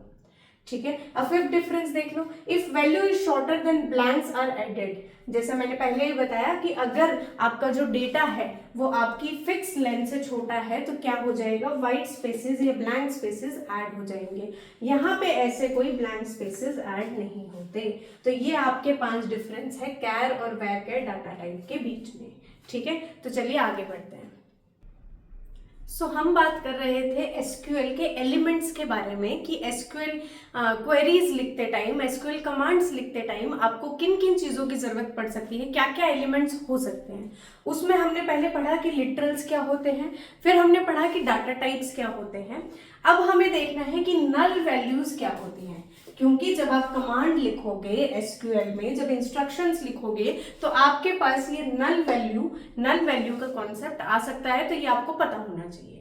अब नल वैल्यू क्या होती है, मैंने पहले भी पाइथन पढ़ाते टाइम बताया था, जब कुछ ना देना हो, कोई वैल्यू नहीं देनी हो, तो हम क्या देते हैं, नल वैल्यू देते हैं। देख लो क्या है, if a column in a row has no value. ठीक है, जब कोई भी वैल्यू ना हो तो हम क्या करते हैं, उसको नल से इनिशियलाइज कर देते हैं या उसको नल वैल्यू दे देते हैं। अब हमारा जो नल है वो 0 के इक्वल नहीं होता। हम ये नहीं बोल सकते कि 0 इक्वल टू नल है। नल मतलब होता है कुछ ना होना। 0 भी तो अपने आप में एक वैल्यू है, ठीक है, लेकिन नल के पास कोई वैल्यू नहीं है, कुछ भी ना होना, उसको हम बोलते हैं नल। तो null is not equal to 0, सबसे पहले ये बात आपको ध्यान रखनी है। दूसरा क्या ध्यान रखनी है, nulls can appear in columns of any data type provided they are not restricted by not null. मतलब आपके कॉलम का क्या डाटा टाइप है इससे मैटर नहीं करता, कोई भी डाटा टाइप हो, चाहे वो इंट हो, चाहे वो स्ट्रिंग हो, चाहे वो स्मॉल इंट हो, टाइनी इंट हो, आपके सारे डाटा टाइप, किसी भी डाटा टाइप का कॉलम हो, सारे कॉलम्स में आपकी नल वैल्यू आ सकती है। ठीक है, बस एक कंडीशन है जब नल वैल्यू नहीं आ सकती, जब आपने एक रिस्ट्रिक्शन लगाया हुआ है अपने कॉलम पे कि नॉट नल, मतलब आप उस कॉलम में कोई भी नल वैल्यू नहीं डाल सकते, तब नल वैल्यू नहीं आ सकती। समझ आया? तो कोई भी डाटा टाइप का कॉलम हो, आपकी नल वैल्यूज उसमें आ सकती हैं, भले ही वो स्ट्रिंग है, इंट है, इससे मैटर नहीं करता, आपकी नल वैल्यूज कहीं भी किसी भी कॉलम में आ सकती है। बस बकायदा आपका जो कॉलम है वो नॉट नल रिस्ट्रिक्शन में नहीं होना चाहिए। ठीक है, रिस्ट्रिक्शंस की, कंस्ट्रेंट्स की बात हम आगे करेंगे, लेकिन मोटा मोटा ये जान लो कि ये कंडीशन आपके कॉलम पे नहीं होनी चाहिए कि आप नल वैल्यू नहीं दे सकते, या फिर वो कॉलम कैसा नहीं होना चाहिए, प्राइमरी की नहीं होना चाहिए। प्राइमरी की इससे पहले वाली वीडियो में मैंने आपको बताया था कि ऐसी की, ऐसी वैल्यू जो हर रो को डिस्टिंक्टली आइडेंटिफाई कर सके, उसको हम प्राइमरी की बोलते हैं, और प्राइमरी की में आप नल वैल्यूज नहीं डाल सकते। ठीक है, तो अगर आपका जो कॉलम है वो प्राइमरी की है तो भी आपके उस कॉलम में वैल्यूज जो है वो नल नहीं आ सकती। इतनी बात समझ आई? नल का मतलब समझ आया कि कोई भी वैल्यू ना होना, कुछ भी ना होना, वो होती है हमारी नल वैल्यू। ठीक है, अब ये कहा, अगर आप नल वैल्यू किसी भी अर्थमेटिक ऑपरेशंस में लिखते हो, मान लो आप लिख रहे हो नल प्लस 1, ठीक है, ऐसा कोई अर्थमेटिक एक्सप्रेशन है जिसमें आप नल वैल्यू या नल ऑपरेंड का इस्तेमाल कर रहे हो, तो उसका आंसर या उसका इवैल्यूएशन हमेशा नल आएगा। तो अगर मैं नल प्लस 1 लिखना चाहती हूँ तो इसका इवैल्यूएशन हमेशा नल आएगा। अगर आपके एक्सप्रेशन में, अर्थमेटिक एक्सप्रेशन में नल है तो वो हमेशा क्या इवैल्यूएट करेगा, क्या आंसर देगा, नल आंसर देगा। इससे फर्क नहीं पड़ता कि बाकी के ऑपरेंड्स क्या है, अगर एक भी ऑपरेंड आपका नल है तो आपकी पूरी जो एक्सप्रेशन है उसकी वैल्यू क्या हो जाएगी, नल हो जाएगी। ठीक है, एक और चीज देख लो, all operators except concatenation return null when given a null operand. ठीक है, जितने भी ऑपरेटर्स हैं आपके पास, एक्सेप्ट क्या, कंकैटिनेशन के अलावा, कंकैटिनेशन के अलावा आपके पास जितने भी ऑपरेटर्स हैं उनको अगर आप एक भी ऑपरेंड नल देते हो तो आपके पास क्या रिटर्न हो जाएगा, नल वैल्यू रिटर्न हो जाएगी। ठीक है, अगर एक भी ऑपरेंड अगर ऑपरेटर के पास क्या है, नल टाइप का है, तो उसका पूरा का पूरा वैल्यू क्या रिटर्न हो जाएगी, नल रिटर्न हो जाएगी। तो इतना समझ आया कि नल वैल्यूज क्या होती हैं, हम कब यूज कर सकते हैं अपने डाटाबेस में या एसक्यूएल क्वेरीज लिखते टाइम कब यूज कर सकते हैं। अब एक और चीज है जो आप अपने कमांड्स में लिख सकते हैं, उसको हम बोलते हैं कमेंट्स। ठीक है, जैसे आप पाइथन में कमेंट्स लिखते थे अपनी प्रोग्राम की रीडेबिलिटी को बढ़ाने के लिए, यहाँ पे भी आप कमांड्स में, कमेंट्स या इंस्ट्रक्शंस में कमेंट लिख सकते हो उस कमांड या इंस्ट्रक्शन की रीडेबिलिटी को बढ़ाने के लिए। और आपके कमेंट्स क्या होते हैं, वो कभी भी एग्जीक्यूटेड नहीं होते। ठीक है, उनका कभी एग्जीक्यूशन नहीं होता, तो इसीलिए आपने कमेंट्स के अंदर क्या लिखा है, क्या सिंटेक्स लिखा है, इस चीज से कोई फर्क नहीं पड़ेगा, कभी कोई एरर नहीं आएगा। अब एसक्यूएल में कमेंट्स लिखने के 3 तरीके हैं। ठीक है, पहला तरीका ये देख लो, क्या, जब आप एक स्लैश विद स्टार देते हैं तो वहां से आपका कमेंट स्टार्ट हो जाता है, और एंड कहां से होगा, स्टार विद स्लैश। ठीक है, इसके बीच में आपका कमेंट आएगा। तो जब आपको मल्टी लाइन कमेंट लिखने हैं, ये क्या करता है, मल्टी लाइन कमेंट लिखता है। तो जब भी आपको मल्टी लाइन्स कमेंट लिखने हैं, बहुत सारी लाइन्स में आपका कमेंट आ रहा है, तो आप ये सिंटैक्स फॉलो कर सकते हैं, स्लैश विद स्टार, और बीच में क्या आएगा, आपका जो भी कमेंट आपको लिखना है वो, और बंद कैसे होगा, स्टार एंड स्लैश। ठीक है, इतनी बात समझ आई।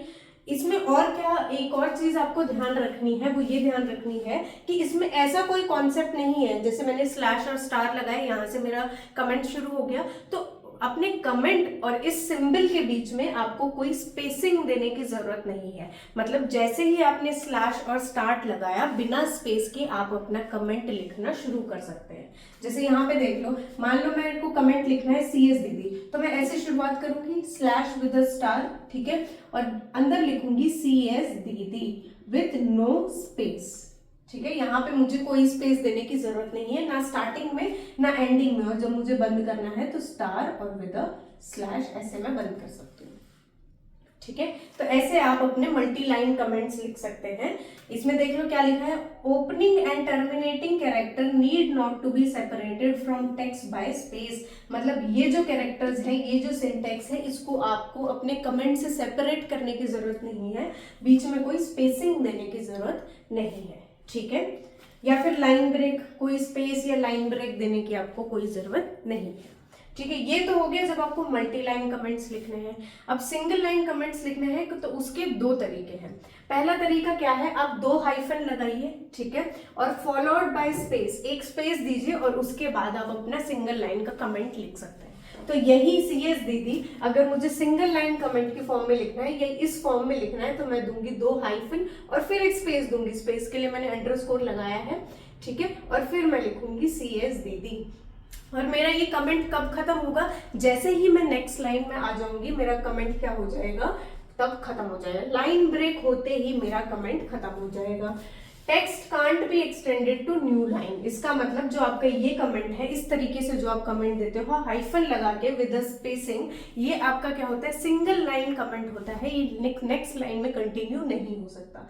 तो जैसे ही आप लाइन ब्रेक करोगे आपका कमेंट वहीं खत्म हो जाएगा, ठीक है। एक और सिंगल लाइन कमेंट लिखने का तरीका है, उसका है आप ये वाला सिंबल हैश सिंबल से आप कमेंट लिख सकते हैं, जैसे पाइथन में लिखते हैं, ठीक है। तो the comment will begin with hash symbol, ठीक है। उसके आगे आपका जो भी कमेंट है वो आप लिखोगे। जैसे वहां पे मैंने CS दीदी का ही एग्जांपल ले लेते हैं, यहाँ पे कोई स्पेसिंग की रिक्वायरमेंट नहीं होती, जैसे हाइफन में होती है, और मैं ऐसे करके अपना कमेंट लिख सकती हूँ, ठीक है। ये सिंगल लाइन कमेंट है, जैसे ही मैं लाइन ब्रेक करूंगी मेरा कमेंट जो है वो खत्म हो जाएगा। और क्या है, ये एक सिंगल लाइन कमेंट है, ठीक है। तो अगर कमेंट खत्म करना है तो नेक्स्ट लाइन में जाना पड़ेगा, ठीक है। इतनी बात आपको आई गेस कमेंट्स के बारे में समझ आ गई होगी, नल वैल्यू भी आपको पता चल गया होगा। अब आ जाओ SQL कमांड्स और इंस्ट्रक्शंस के बारे में, जिसके लिए हम इतना सब कुछ पढ़ रहे हैं। उसका क्या सिंटेक्स होता है या उसमें क्या क्या चीजें होती हैं SQL कमांड्स या इंस्ट्रक्शन में, वो देख लो, ठीक है। अगर ये चीज नहीं भी अभी समझ आ रही है तो टेंशन लेने की जरूरत नहीं, यही चीजें आगे रिपीट भी होंगी, ठीक है। कमांड्स या फिर जो इंस्ट्रक्शन जिसको हम बोलते हैं, कंसिस्ट ऑफ 1 और मोर लॉजिकली डिस्टिंक्ट पार्ट। मतलब जो आपकी कमांड्स होती है, SQL कमांड्स होती है, वो पार्ट्स में सेपरेटेड होती है, ठीक है। हर पार्ट जो होता है वो लॉजिकली डिस्टिंक्ट होता है, एक दूसरे से अलग होता है, और इसको हम बोलते हैं, हर एक पार्ट को बोलते हैं हम क्लॉज, ठीक है। जब आप अपनी कमांड लिखोगे तो मैं बता दूंगी कि क्लॉज इसमें से क्या है। अभी ये समझ लो कि जो कमांड है वो पार्ट्स में लिखी जाती है, और हर पार्ट अपने आप से क्या होता है, अलग होता है, और वो जो अलग अलग पार्ट है उनको हम क्लॉज कहते हैं। और ये सारे क्लॉज किससे स्टार्ट होते हैं, एक कीवर्ड से स्टार्ट होते हैं। Clause begin with a keyword, ठीक है। एक तो होता है आपके पास क्लॉज और एक होता है आर्ग्यूमेंट। उसी क्लॉज में आप कुछ ना कुछ आर्ग्यूमेंट भी देते हैं। वो आर्ग्यूमेंट क्या करते हैं, आर्ग्यूमेंट्स कंप्लीट और modify the meaning of a clause. मतलब एक क्लॉज का पूरा मतलब डिफाइन करने के लिए आपको आर्ग्यूमेंट्स की जरूरत होती है। जैसे यहाँ देख लो, अगर किसी ने एक दो बार भी SQL में क्वेरी लिखी है तो उसे पता होगा कि एक कमांड का एक पार्ट होता है जिसको हम बोलते हैं वेयर क्लॉज, ठीक है। Where value is equal to 1000। मान लो मैंने ये कोई कमांड लिखी है, कमांड का ये एक पार्ट है, ये पूरी कमांड नहीं है, ठीक है। तो ये जो पूरी चीज है value, where value is equal to 1000, ये आपका क्या है, एक क्लॉज है, एक पार्ट है, ठीक है। और इसको हम नाम क्या देते हैं, जो भी कीवर्ड यहाँ पे, वेयर यहाँ पे एक कीवर्ड है, ठीक है। तो जो भी कीवर्ड आपके क्लॉज में यूज हो रहा है तो उसका नाम क्या बन जाता है, वेयर क्लॉज बन जाता है, ठीक है। तो ये क्या है, ये एक वेयर क्लॉज है। और इसमें आपके आर्ग्यूमेंट्स क्या है, ये जो मैंने वैल्यू इज इक्वल टू 1000 लिखा है ये आपकी आर्ग्यूमेंट्स है। तो मतलब आपकी आर्ग्यूमेंट्स एक क्लॉज को मतलब देती है, ठीक है। एक आर्ग्यूमेंट आपके क्लॉज का पार्ट होती है और उसे एक मतलब देती है, उसे एक कंप्लीट मीनिंग देती है। ठीक है। तो ये एक दो बात थी कि क्लॉज क्या होता है, ठीक है, आर्गुमेंट क्या होता है। इतनी कोई ज़रूरी भी नहीं है, समझ नहीं आई तो आप स्किप भी कर सकते हो, लेकिन थोड़ा बहुत पता होना चाहिए। अब आप कमांड लिखने वाले हो, एसक्यूएल को यूज़ कर रहे हो, तो क्लॉजेस क्या होते हैं ये पता होना चाहिए, ठीक है। तो क्लॉजेस क्या है, एक डिस्टिंक्ट पार्ट है, पार्ट्स में आपकी कमांड्स लिखी जाती है, उस हर पार्ट को हम क्लॉज कहते हैं, ठीक है। तो चलिए आगे बढ़ते हैं। अब कमांड लिखने शुरू करने से पहले, इंस्ट्रक्शन लिखने से पहले हमें एक और चीज़ पता होनी चाहिए, जिसके बारे में मैं आपको बताऊंगी अभी। आप लोग ये सोच रहे होंगे कि मैम अभी तक कमांड्स और क्वेरीज शुरू भी नहीं हुई हैं, ठीक है, और वीडियो इतनी लंबी हो चुकी है। तो देखो, मैंने आपको कहा है कि आपका पूरा सिलेबस मैं कराऊंगी, और मैंने ये भी कहा है कि आपको कंटेंट के लिए किसी और के पास जाने की, किसी और सोर्स के पास जाने की ज़रूरत नहीं है। तो मैं नहीं चाहती कि बस 2 घंटे में एसक्यूएल खत्म कर दिया और ऊपर ऊपर से क्वेरीज बता दी, और अगर पेपर डीप में आ गया, ठीक है, कोई चीज़ डीप में पूछ ली गई और तो वो आपको पता ही ना हो, तो मैं ऐसे नहीं करूंगी कि मैं कंटेंट के चक्कर में, कि मेरी मेहनत कम हो जाए, एसक्यूएल जल्दी जल्दी कर देती हूँ 2 घंटे में, तो वो सब चीज़ें मैं नहीं करने वाली। अगर मैं कंटेंट दे रही हूँ तो मैं बिल्कुल ऐसा परफेक्ट कंटेंट दे रही हूँ कि इसके एक्स्ट्रा आपको पढ़ने की कोई ज़रूरत नहीं है, ठीक है। 4 घंटे एसक्यूएल कोई नहीं करवाता, कोई भी आप देख लो, कोई भी वीडियो चैनल या फिर कोई भी सोर्स आप अपना देख लो, सबने एसक्यूएल 2-2 घंटे में निपटाया हुआ है, ठीक है। और अभी तक तो हमारी क्वेरीज भी स्टार्ट नहीं हुई है, इतना सब कुछ कंटेंट मैं आपको पहले ही दे चुकी हूँ, ठीक है। तो ये मत सोचना कि मैम इतनी लंबी वीडियो हो रही है, ये वीडियो आप लोगों के लिए ही बनाई गई है कि आप लोगों को एग्जाम में कोई दिक्कत ना आए, कहीं से भी कैसा भी क्वेश्चन पूछा जाए तो आप आंसर्स कर सको, ठीक है। कंटेंट की आपके पास कोई कमी नहीं होनी चाहिए। कोई भी एग्जाम हो, ईएमआरएस है, केवी है, एनबीएस है, एचपीएससी, पीजीटी कंप्यूटर साइंस भी है, इनमें से कोई भी एग्जाम अगर आप दे रहे हो तो ये कंटेंट आपके लिए सफिशिएंट है, इससे ज्यादा आपको एक वर्ड पढ़ने की भी जरूरत नहीं है, ठीक है। प्रैक्टिस, हाँ, मैं ये नहीं बोलूंगी कि प्रैक्टिस करने की जरूरत नहीं है, प्रैक्टिस तो जितनी करो उतनी कम होती है, ठीक है। क्वेश्चंस की प्रैक्टिस करो, लेकिन कंटेंट ये सफिशिएंट है, थ्योरी ये सफिशिएंट है। सबसे पहले करो कंटेंट, उसके बाद अपने अपने क्वेश्चंस कर सकते हो, ठीक है। तो चलिए देखते हैं क्या है सिंबल्स यूज इन सिंटैक्स। जब मैं आपको कमांड्स पढ़ा रही होंगी, एक दो कमांड्स का आपको पता भी होगा, जैसे सिलेक्ट कमांड होती है, इंसर्ट कमांड होती है, मान लो ये एक दो कमांड्स हैं, इनको जब मैं पढ़ा रही होंगी तो मैं पहले ये बताऊंगी कि कमांड का सिंटैक्स क्या होता है, ठीक है। जैसे आप नॉर्मल फंक्शन का सिंटैक्स बताते हो, लूप का सिंटैक्स बनाते हो, ऐसे ही यहाँ पे भी मैं आपको कमांड या इंस्ट्रक्शंस का सिंटैक्स बताऊंगी, ठीक है। और उस सिंटैक्स लिखते टाइम मैं कुछ सिंबल्स का यूज करूंगी, ठीक है। तो वो आपको पता होने चाहिए कि वो सिंबल्स क्यों यूज करे गए हैं। अगर मैंने कोई सिंटैक्स लिखा है तो इसमें जो स्क्वायर ब्रैकेट है वो क्या सिग्निफाई करता है, ठीक है। अगर कर्ली ब्रैकेट्स हैं तो वो क्या सिग्निफाई करते हैं, तो ये सब चीजें आपको पता होनी चाहिए। आ जाओ देख लो, अगर मैंने ये पाइप सिंबल यूज किया है अपना सिंटेक्स देते टाइम, तो इसका मतलब है whatever precedes this symbol may optionally be replaced by whatever follows it. मतलब जब मैं पाइप यूज करूंगी, इसके पहले जो चीज लिखी गई है, मान लो मैंने यहाँ पे ए पाइप बी लिखा है, ठीक है, तो इसका मतलब है ए या फिर बी, ए या फिर बी में से मैं कोई भी चीज यूज कर सकती हूँ, ठीक है। तो what ever precedes this symbol, ये सिंबल है पाइप, इससे पहले जो भी चीज लिखी है वो ऑप्शनली रिप्लेस की जा सकती है इससे, इसके बाद लिखी हुई चीज से, ठीक है।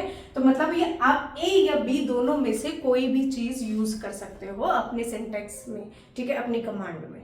तो अगर ये पाइप है तो इसका मतलब है ए और बी दोनों इक्विवेलेंट हैं, आप किसी को भी यूज कर सकते हो, ठीक है। फिर आ जाते हैं आपके कर्ली ब्रैकेट्स। जहां पे भी आपके कर्ली ब्रैकेट्स होंगे, इसका मतलब है कुछ ना कुछ इवैल्यूएट हो रहा है। Everything enclosed is treated as a unit for purpose of evaluating, ठीक है। इसके अंदर जो भी होगा वो मतलब इवैल्यूएट करना है, कुछ ना कुछ इवैल्यूएशन हो रही है, ठीक है। अब तीसरा सिंबल है स्क्वायर ब्रैकेट्स। ये जहां भी होंगे इसका मतलब क्या है कि everything enclosed is optional. Square brackets के अंदर जो भी लिखा है वो ऑप्शनल है। जैसे मैं फंक्शन पढ़ाते टाइम स्क्वायर ब्रैकेट्स में आर्ग्यूमेंट्स को लिखती थी, तो इसका मतलब आपके पास आर्ग्यूमेंट्स क्या है, ऑप्शनल है। तो ये स्क्वायर ब्रैकेट क्या सिग्निफाई करता है, ऑप्शनल वैल्यू को। अगर मैंने तीन डॉट लगाई है, कुछ स्टेटमेंट लिखी और उसके आगे 3 डॉट लगा दी, तो इसका मतलब है इन डॉट से पहले लिखी हुई जो भी चीज है वो कितनी ही नंबर ऑफ टाइम्स रिपीट हो सकती है। मान लो मैं यहाँ पे लिख देती हूँ ए कॉमा, मतलब सॉरी डॉट डॉट डॉट, तो इसका मतलब ये है कि ए जो वैल्यू है वो बार बार रिपीट हो सकती है n नंबर ऑफ टाइम्स, कितनी भी नंबर ऑफ टाइम्स रिपीट हो सकती है। और यही मैं डॉट कॉमा डॉट डॉट लगा देती हूँ, मतलब डॉट कॉमा डॉट डॉट लगा देती हूँ, तो इसका मतलब है इसमें भी वैल्यूज आपकी जो प्रिसीडिंग वैल्यू है वो रिपीट होगी, लेकिन कैसे रिपीट होगी, कॉमास आएंगे बीच में, ठीक है, तो ऐसे रिपीट होगी, बीच में आपके पास क्या आएंगे, कॉमास आएंगे। वॉट एवर प्रिसीड्स में be repeated any number of times with individual occurrences separated by commas, तो हर एक ऐसे आएगा सेपरेटेड बाय कॉमास आएगा, ठीक है।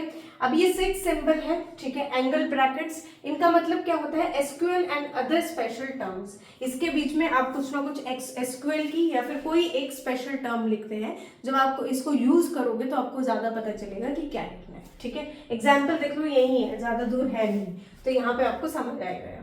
एक दो और चीजें हैं एसक्यूएल के बारे में जो बिल्कुल आपको नोट कर देनी है, अपने दिमाग में बिठा लेनी है। एक तो क्या है, SQL commands and with semicolon, ठीक है, एसक्यूएल की जितनी भी कमांड और जितनी भी इंस्ट्रक्शंस आप लिखोगे कैसे एंड करोगे, सेमीकोलन के साथ, क्योंकि इससे पहले आपने पाइथन पढ़ा हुआ है और पाइथन में सेमीकोलन नहीं लगाते हैं, तो बहुत ज्यादा चांसेस है कि एग्जाम में आप अपने इंस्ट्रक्शन के बाद सेमीकोलन लगाना भूल जाए।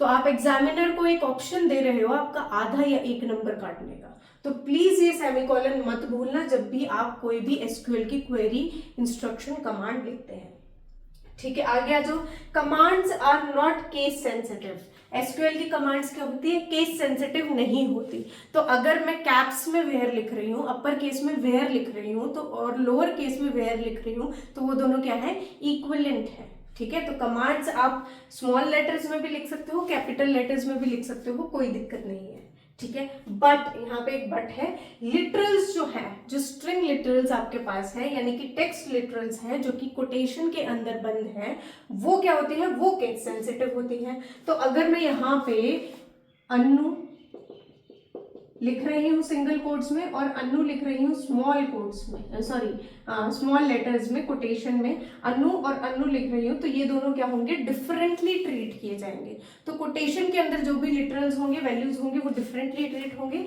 लेकिन जब आप कमांड लिख रहे हो, तो जैसे यहाँ पे मैंने इससे पहले वेयर क्लॉज का एग्जाम्पल दिया था, तो वहां पे आप वेयर कैप्स में भी लिख सकते हो, स्मॉल में भी लिख सकते हो, कोई दिक्कत नहीं है। तो आप कमांड स्मॉल या कैप्स में लिख सकते हो, बस इस चीज का ध्यान रखना कि लिटरल्स जो है वो केस सेंसिटिव है। कौन से लिटरल्स, टेक्स्ट लिटरल्स, ठीक है, कैरेक्टर लिटरल्स। अब देख लो, अब शुरुआत हो रही है हमारी किसकी, कमांड्स, इंस्ट्रक्शंस, क्वेरीज की, यहां से शुरुआत हो रही है, ठीक है। मैंने आपको क्या बताया था, एसक्यूएल क्या है, एक लैंग्वेज है जिसकी मदद से आप अपने डेटाबेस को क्वेरीज दे सकते हो। अब डेटाबेस को क्वेरी देनी है तो पहले डेटाबेस बनाना पड़ेगा। डेटाबेस में क्या है, आपके पास डेटा रखा हुआ है, ठीक है। तो अगर आप उस डेटा को मैनिपुलेट या एक्सेस करना चाहते हो तो पहले डेटाबेस तो बनाना पड़ेगा, उसी के अंदर तो आप डेटा स्टोर करोगे। तो ये 2 स्टेप्स हैं आपके डेटाबेस क्रिएट करने के और उसको यूज करने के। तो जब भी आप एसक्यूएल में क्वेरी लिखना शुरू करें तो 2 स्टेप्स जरूर फॉलो करें। पहले अगर आपका डेटाबेस नहीं है, एग्जिस्ट नहीं करता, तो एक डेटाबेस बना लीजिए, ठीक है, और उसके बाद उसको यूज करना शुरू कीजिए और फिर उसके यूसेज के अंदर आप अपनी बाकी की क्वेरीज लिख सकते हैं, ठीक है। तो डेटाबेस को बनाते कैसे हैं, क्रिएटिंग डेटाबेस कमांड कैसे होती है, कीवर्ड लिखते हो आप क्रिएट डेटाबेस, ठीक है, और उसके बाद देखो यहाँ पे एंगल ब्रैकेट्स यूज किए गए हैं, आप अपने डेटाबेस का नाम लिखते हो। तो एंगल ब्रैकेट्स कब यूज किए जाएंगे, कुछ स्पेशल टर्म के लिए, ठीक है। तो यहाँ पे स्पेशल टर्म क्या है, आपके डेटाबेस का नाम जो आप लोग दोगे। तो ये दोनों कीवर्ड तो आपको लिखने ही लिखने हैं, क्रिएट डेटाबेस, और उसके बाद आपने लिखना है उस डेटाबेस का क्या नाम देना चाहते हैं, और बाद में क्या होना चाहिए, सेमीकोलन होना चाहिए, क्योंकि मैंने यहाँ पे सिंटेक्स बताया हुआ है तो मैंने सेमीकोलन नहीं लिखा है, ठीक है, और एग्जाम्पल्स में लिखा है।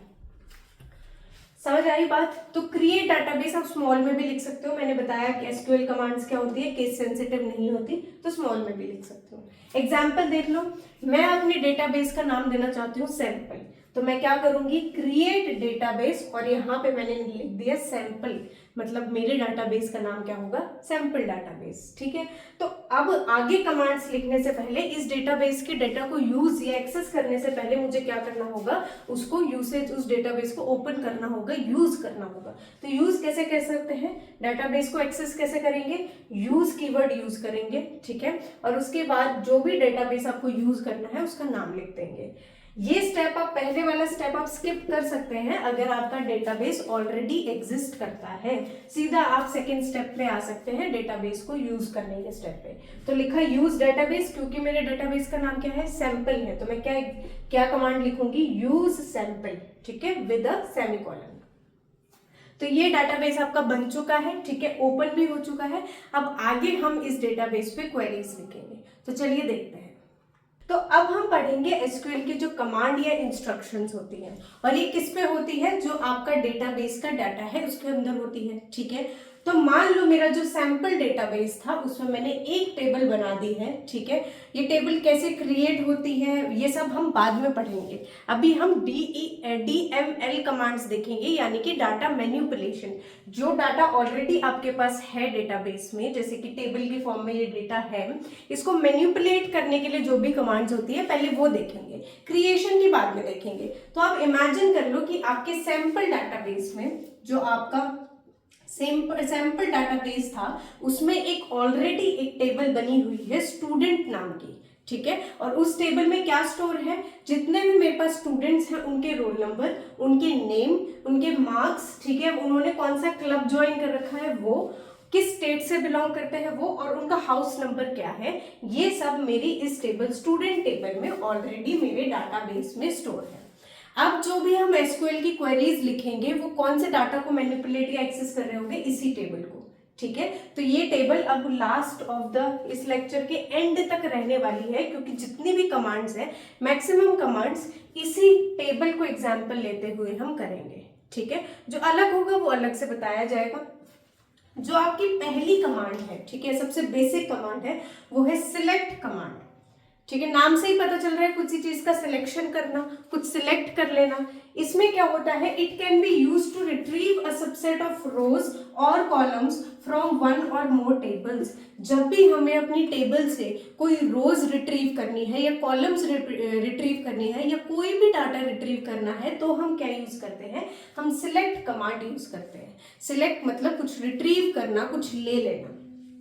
ठीक है, सिंटैक्स देख लो कैसे यूज करेंगे। सबसे पहले लिखेंगे सिलेक्ट कीवर्ड, उसके बाद आपको अपने कॉलम का नाम देना है। ठीक है, जिसको आप सिलेक्ट करना चाहते हो, ये रिट्रीव करना चाहते हो। मान लो मैं सब सारे स्टूडेंट्स के मार्क्स रिट्रीव करना चाहती हूँ, तो मैं अपना कॉलम नेम दूंगी मार्क्स।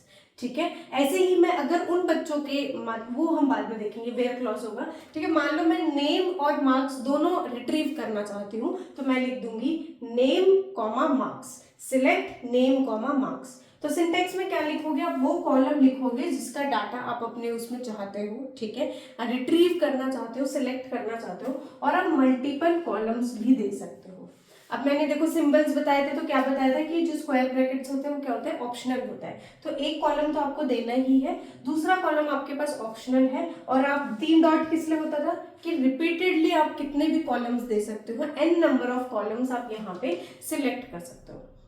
ठीक है, उसके बाद आपको फ्रॉम कीवर्ड लिखना है, ये बताना है कि किस टेबल के आप कंटेंट चाहते हो। ठीक है, ऊपर तो आपने लिख दिया कि कौन कौन सी कॉलम हम चाहते हैं। ठीक है, वो डिस्प्ले करना, और बाद में आपको ये बताना है कि किस टेबल की कॉलम आप चाह रहे हैं। ठीक है, एग्जाम्पल देख लो, ज्यादा समझ आएगा। जैसे मेरे पास ये स्टूडेंट टेबल है, तो मैंने यहाँ पे कमांड लिखी है सिलेक्ट, क्या क्या सिलेक्ट किया मैंने, roll number and name, comma है मतलब एंड। ठीक है, रोल नंबर और नेम मैं सिलेक्ट करना चाहती हूँ फ्रॉम स्टूडेंट टेबल।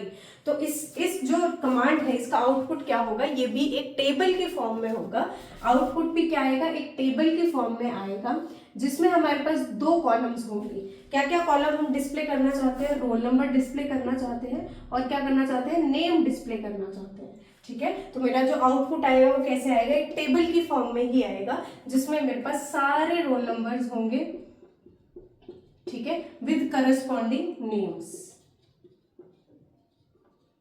तो ये इस आपकी कमांड का आउटपुट आ जाएगा, ये टेबल आपकी रिट्रीव हो जाएगी। ठीक है, तो आपको समझ आया सिलेक्ट कमांड क्या करता है कि किसी भी कितनी भी कॉलम्स को सिलेक्ट कर सकता है एक टेबल से। मैंने यहाँ पे किया है select roll number name from student, तो ये मेरे पास टेबल आ गई। ठीक है, अब एक और एग्जांपल देख लो। अगर मैं सिलेक्ट के साथ स्टार दे देती हूँ, ठीक है, कॉलम का नाम देके स्टार दे देती हूँ, सिलेक्ट स्टार फ्रॉम स्टूडेंट्स, इसमें क्या होगा, पूरा डाटा आपके पास आ जाएगा, होल टेबल आपके पास रिट्रीव हो जाएगी। स्टार का मतलब है सब कुछ। ठीक है, तो इस कमांड का आउटपुट क्या आएगा, आपकी ये पूरी की पूरी टेबल आपकी आउटपुट में आ जाएगी, रिट्रीव हो जाएगी। ठीक है, तो स्टार का मतलब क्या है, होल टेबल या फिर होल डाटा। ठीक है, टेबल में जितना भी डाटा है वो आपका रिट्रीव हो जाएगा। किस फॉर्म में रिट्रीव होगा, टेबल की फॉर्म में ही रिट्रीव होगा। ठीक है, तो एसक्यूएल कमांड्स के जो आपके आउटपुट आते हैं वो किस फॉर्म में आते हैं, वो टेबल्स की ही फॉर्म में आते हैं। तो इस कमांड का आउटपुट क्या होगा, ये एग्जैक्टली यही टेबल पूरी की पूरी। ठीक है, आगे देख लो, एक और एग्जांपल है select marks comma roll number comma name comma roll number from student. इसमें क्या होगा, हमारे पास जो टेबल रिट्रीव होगी, जो आउटपुट में टेबल आएगी, उसकी कॉलम किस सीक्वेंस में होगी, सबसे पहला कॉलम होगा मार्क्स, फिर होगा नेम और फिर होगा रोल नंबर। ठीक है, तो आप किस तरीके से अपनी टेबल को रिट्रीव करना चाहते हैं, किस सीक्वेंस में अपने आउटपुट को चाहते हैं, वो भी आप बता सकते हैं। अब यहाँ पे मैंने सिलेक्ट मार्क्स पहले लिखा है, तो मेरी मार्क्स वाली कॉलम पहले आएगी, बाद में नेम और रोल नंबर आएंगे। ठीक है, तो ऑर्डर ऑफ सिलेक्शन आपका डिटरमाइन करेगा कि ऑर्डर ऑफ डिस्प्ले या ऑर्डर ऑफ आउटपुट क्या रहेगा। ठीक है, तो जिस ऑर्डर में आप यहाँ पे सिलेक्ट स्टेटमेंट में अपनी कॉलम्स को लिखेंगे, उसी ऑर्डर में आपकी कॉलम्स आउटपुट में आएंगी इन फॉर्म ऑफ टेबल। ठीक है, ये था आपका सिलेक्ट कमांड, थोड़ी बहुत चीजें जो आपको पता होनी चाहिए सिलेक्ट कमांड के बारे में। अब सेकंड एक और है जिसको हम बोलते हैं डिस्टिंक्ट कीवर्ड। ठीक है, आप सिलेक्ट कमांड में डिस्टिंक्ट कीवर्ड को ऐड कर सकते हो। ये क्या करता है, ये it eliminates duplicate rows from the result of select command. आपकी सिलेक्ट कमांड का जो भी रिजल्ट आया है, जैसे यहाँ पे ये टेबल आई है, ठीक है, ये टेबल आई है, तो आपकी सिलेक्ट कमांड का जो भी रिजल्ट रहेगा उसमें अगर कोई डुप्लीकेट रोज है तो उसको क्या कर देगा, एलिमिनेट कर देगा। ठीक है, तो ये डिस्टिंक्ट का मतलब ये नहीं होता कि मतलब आपकी डुप्लीकेट वैल्यूज नहीं होनी चाहिए, आपकी क्या नहीं होनी चाहिए, डुप्लीकेट रोज नहीं होनी चाहिए। ठीक है, तो सिलेक्ट कमांड का जो आउटपुट आना चाहिए था विदाउट डिस्टिंक्ट कीवर्ड, उस आउटपुट में से आपके डुप्लीकेट रोज को ये डिस्टिंक्ट कीवर्ड हटा देगा। ठीक है, जैसे यहाँ पे एग्जाम्पल देख लो, कैसे आपको जब भी डिस्टिंक्ट कीवर्ड आए करना कैसे है, देखो पहले डिस्टिंक्ट को भूल जाओ। यहाँ पे कमांड लिखिए सिलेक्ट डिस्टिंक्ट। डिस्टिंक्ट कहाँ लिखते हो आप, सॉरी, डिस्टिंक्ट कीवर्ड आपको कहाँ लिखना है, सिलेक्ट कीवर्ड के बाद लिखना है। ठीक है, जो भी आपका कॉलम है जिसपे आप अपना डिस्टिंक्ट लगाना चाहते हो, उससे पहले आप अपना डिस्टिंक्ट कीवर्ड लिख सकते हैं। Select distinct club from student, तो पहले डिस्टिंक्ट को भूल जाओ। ठीक है, डिस्टिंक्ट कीवर्ड को भूल जाओ, मुझे बताओ ये कमांड क्या रिटर्न करेगी, select club from student. Club क्या है, मेरे पास एक कॉलम है, तो मेरे पास यहाँ पे एक कॉलम जनरेट हो जाएगा टेबल की फॉर्म में, जिसका नाम क्या होगा, क्लब। ठीक है, और इसमें आपके सारे क्लब्स होंगे जो कि वहां पे लिखे हुए हैं, स्पोर्ट्स, डांस, डुप्लीकेट भी आ रहे हैं तो डुप्लीकेट भी रहेंगे, पेंट, फिर दोबारा पेंट, ऐसे करके आपके पास सारे जो हैं वो क्लब जो इस टेबल में ये जो पूरी कॉलम है ये यहाँ पे आ जाएगी। अब आने के बाद आपको क्या करना है, क्योंकि यहाँ पे डिस्टिंक्ट लिखा हुआ है तो जितनी भी डुप्लीकेट रोज हैं, अब मुझे डुप्लीकेट रोज बता दो, इसमें ये पेंट और पेंट दो बार आ रहे हैं तो ये डुप्लीकेट रोज है आपके आउटपुट में, तो ये क्या हो जाएगी, ये डिस्टिंक्ट हो जाएगी, ये एक बार डिस्प्ले होगी। ऐसे ही आपके पास डांस है, पेंट के बाद एक और है डांस। ठीक है, अब ये डांस और ये डांस आपके दो रोज हैं जो कि डुप्लीकेट है, आपके आउटपुट में दो रोज हैं जो डुप्लीकेट है। ठीक है, एक पेंट डुप्लीकेट है, एक डांस डुप्लीकेट है, तो ये भी क्या होगा, एक बार आपको शो होगा, एक बार दिखाई देगा। ठीक है, तो मेरा जो डिस्टिंक्ट वाली कमांड का जो आउटपुट है यहाँ पे देख लो, वो क्या होगा, ऊपर क्लब होगा। ठीक है, डिस्टिंक्ट रोज आएंगी, पहले आएगा स्पोर्ट्स, ठीक है, फिर आएगा डांस। डांस क्योंकि दो बार है तो एक ही बार रहेगा, ये देखो दो बार है। ऐसे ही पेंट दो बार है तो वो भी क्या हो जाएगा, एक बार डिस्प्ले होगा, एक बार आएगा। स्पोर्ट्स भी 2 बार है तो 1 बार हो जाएगा। डांस, ठीक है, म्यूजिक है एक, म्यूजिक अलग से आएगा। तो इस कमांड में आपकी कितनी रोज आएंगी, आपकी 4 रोज आएंगी, ठीक है।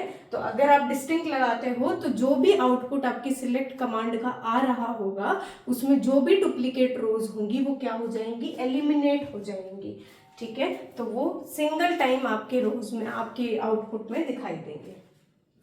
ये बात समझ आई। अब 1-2 चीजें हैं डिस्टिंक्ट कीवर्ड के बारे में, वो देख लो। If many null values only 1 null value is return. अगर आपके रोज में, जैसे यहाँ देख लो, आपके कॉलम में 2 नल वैल्यूज हैं और अगर मैं इस पे डिस्टिंक्ट लगा दूंगी तो ये दोनों नल वैल्यूज क्या, एक नल वैल्यू शो करेंगी, मतलब ये भी क्या हो जाएंगी, डिस्टिंक्ट हो जाएंगी, ठीक है। तो अगर बहुत सारी नल वैल्यूज हैं किसी कॉलम में या आपके आउटपुट में तो क्या हो जाएगा, सिर्फ एक नल शो होगा, यानी कि डिस्टिंक्ट वैल्यू शो होगी, एक ही नल वैल्यू रिटर्न होगी, ठीक है। Applies to entire output row not a specific field. इसका मतलब क्या है कि आपकी पूरी की पूरी रो डुप्लीकेट होनी चाहिए। किसी एक सेल को हम, किसी एक वैल्यू को हम यहाँ पे नहीं देख रहे हैं, हम पूरी की पूरी रो को देख रहे हैं। अगर मान लो मैं यहाँ पे क्लब के साथ साथ, मान लो इस पूरी टेबल पे मैं डिस्टिंक्ट लगाना चाहूँ, ठीक है, तो मुझे पता है कि हर एक टपल के पास अपनी एक डिस्टिंक्ट वैल्यू है। हर टपल अपने आप में क्या है, डिस्टिंक्ट है। कोई भी टपल रिपीट हो रहा है, नहीं हो रहा। तो अगर मैं इस पूरी टेबल पे डिस्टिंक्ट लगाऊंगी तो ये पूरी की पूरी टेबल में कोई भी वैल्यू एलिमिनेट नहीं होगी। तो जो डिस्टिंक्ट कीवर्ड काम करता है वो पूरी की पूरी रो पे करता है, एक वैल्यू पे नहीं करेगा, ठीक है। तो इसका मतलब सिलेक्ट कमांड की जो भी आउटपुट आ रही होगी उस आउटपुट में जो भी रोज हैं उन पे आपका डिस्टिंक्ट कीवर्ड काम करेगा, किसी एक वैल्यू पे नहीं करेगा। सिलेक्ट कमांड में जितनी भी रोज डिस्प्ले हो रही है सारी की सारी रोज पे डिस्टिंक्ट कीवर्ड आपका काम करेगा, रो पे पूरी पे काम करेगा, ठीक है। यहाँ पे क्योंकि सिंगल कॉलम, हमारा जो सिलेक्ट कमांड है वो सिंगल कॉलम यानी कि सिंगल एक ये वैल्यू रिट्रीव कर रहा था, एक ही कॉलम रिट्रीव कर रहा था, तो इसी पे डिस्टिंक्ट कमांड लगी है। अगर 2 कॉलम रिट्रीव करता तो दोनों, मतलब इस पूरी रो की, मान लो यहाँ पे 1 2 3 कोई वैल्यू है ऐसे करके, तो आपकी पूरी रो रिपीट होनी चाहिए। जैसे यहाँ पे स्पोर्ट्स 1 है तो जब भी ये रो रिपीट होगी, स्पोर्ट्स 1 दोबारा आएगा, वो क्या हो जाएगी, वो एलिमिनेट हो जाएगी, ठीक है। यहाँ पे देख लो एक एग्जाम्पल, यहाँ पे भी लिख देते हैं स्पोर्ट्स 1,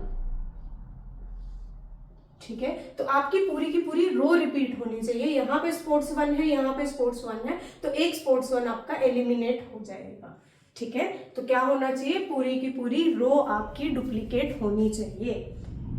एक और लास्ट चीज देख लो, can be specified only once in a given command. आपकी पूरी की पूरी कमांड में सिर्फ एक बार डिस्टिंक्ट कीवर्ड आ सकता है, एक बार ये डिस्टिंक्ट कीवर्ड स्पेसिफाई किया जा सकता है, ठीक है।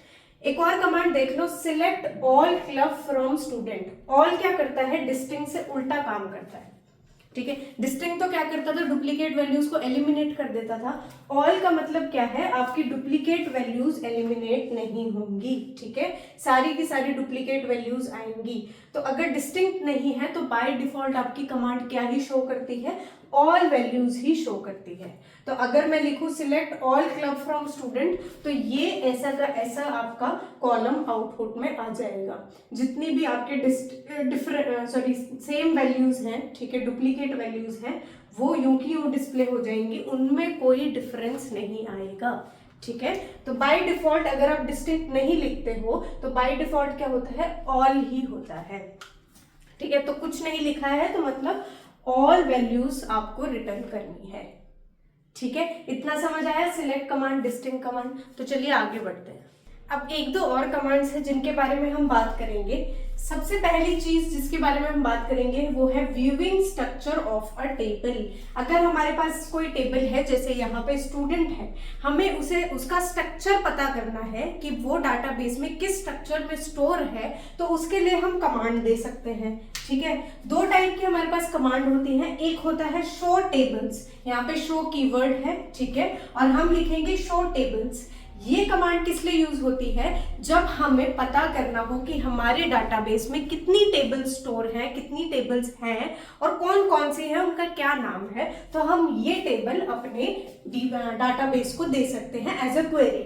मैंने बोला शो टेबल्स, अभी हमारे पास सैंपल डाटाबेस में सिर्फ एक टेबल स्टोर है, तो मेरे पास आउटपुट क्या आएगा? टेबल्स इन सैंपल, सिर्फ एक टेबल आ जाएगी स्टूडेंट। अगर दो टेबल होती, मान लो एक स्कूल करके भी टेबल होती, तो यहाँ पे दो टेबल आ जाती, ठीक है, दो रोज डिस्प्ले होती, एक स्टूडेंट एक स्कूल की, ठीक है। तो अगर आपको जानना है कि आपके डाटाबेस में कितनी टेबल प्रेजेंट है और उनके क्या नाम है, तो आप क्वेरी दे सकते हैं शो टेबल्स। ऐसे ही अगर एक स्पेसिफिक टेबल का मुझे स्ट्रक्चर जानना है, जैसे यहाँ पे स्टूडेंट है, इस टेबल का मुझे स्ट्रक्चर जानना है कि मेरे पास इस टेबल में क्या क्या कॉलम्स हैं, उनका क्या क्या टाइप है, तो उसके लिए मैं क्वेरी दे सकती हूँ, डिस्क्राइब कीवर्ड में यूज कर सकती हूँ, या फिर DESC।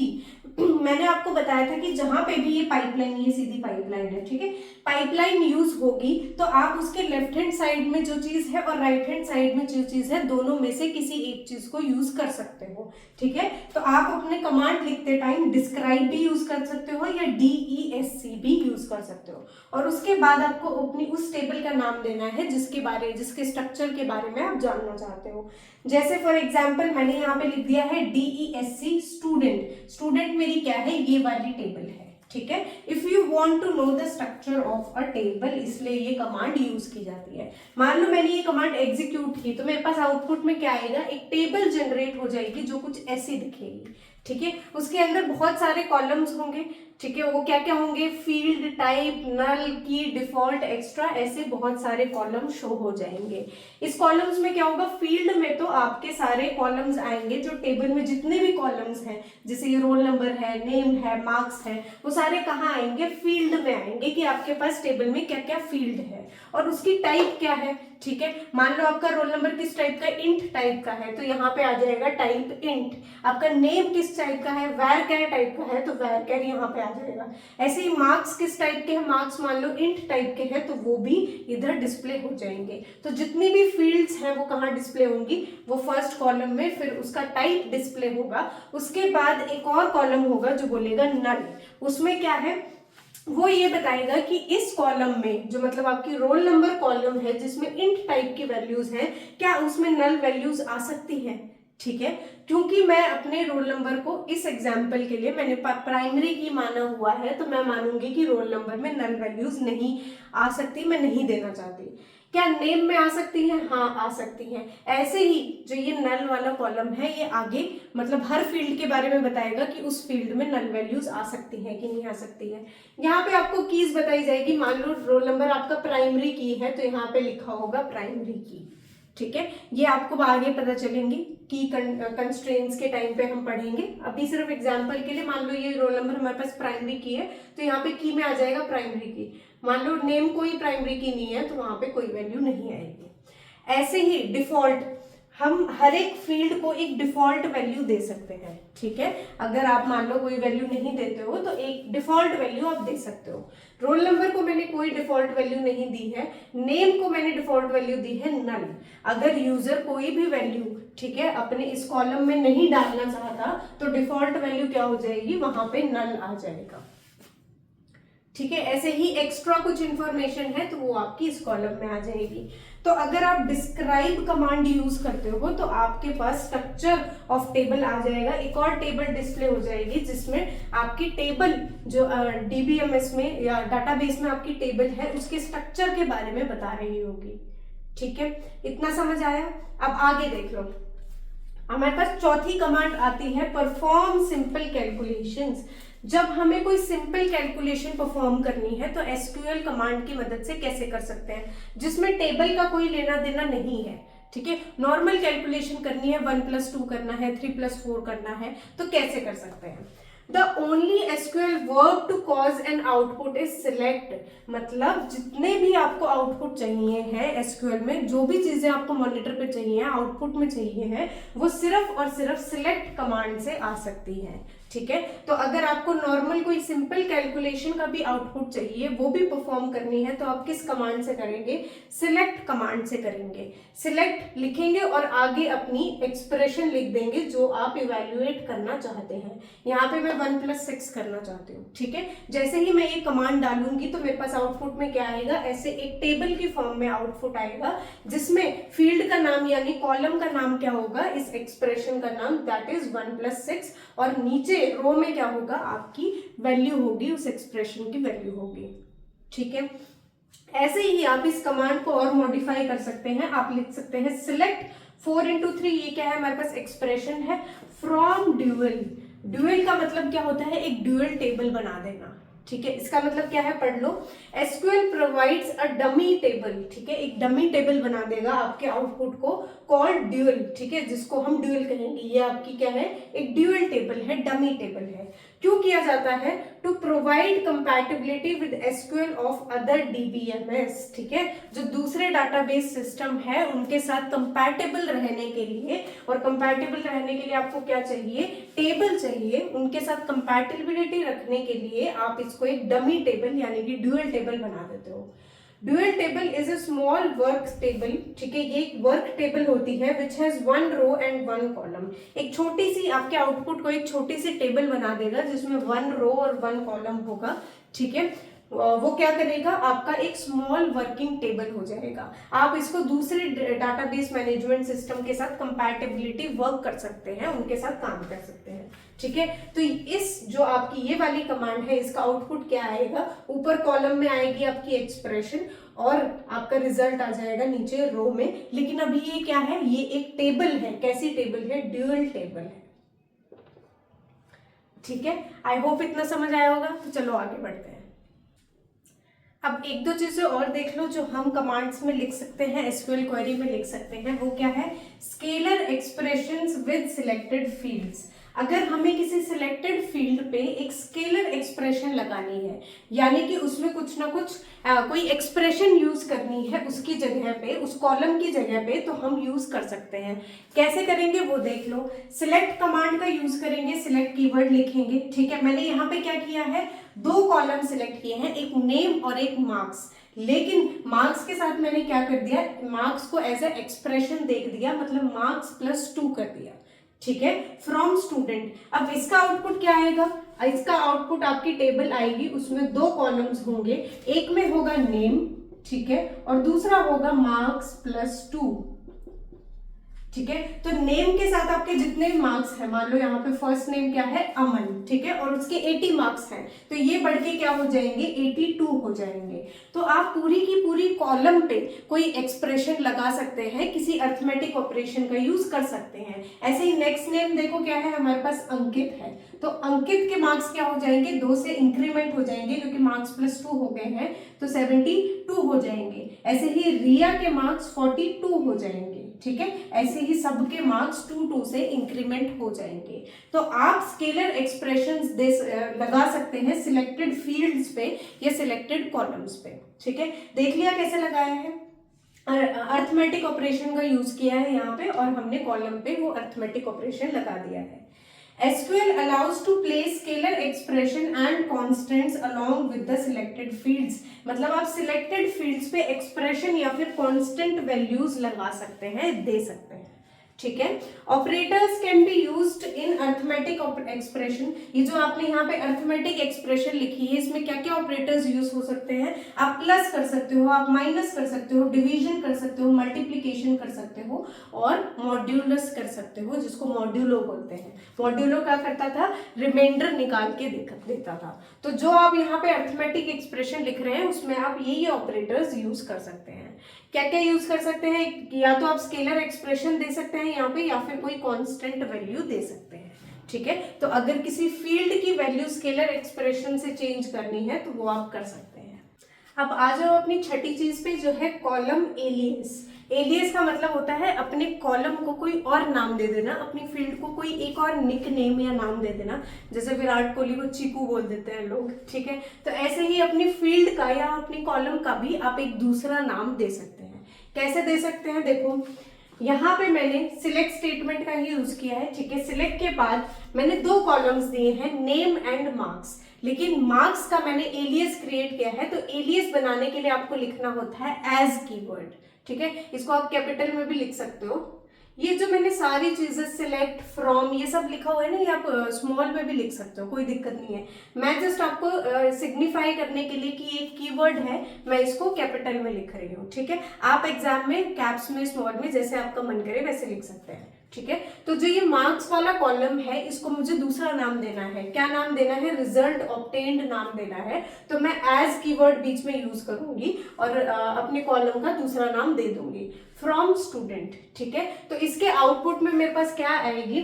दो कॉलम्स ऑब्टेन्ड होंगी, ठीक है। एक तो नेम होना है और दूसरा क्या होना था? मार्क्स होना था, लेकिन क्योंकि मैंने मार्क्स का दूसरा नाम दे दिया तो अब यहाँ पे आएगा दूसरा नाम, जो कि होगा रिजल्ट ऑब्टेन्ड, ठीक है।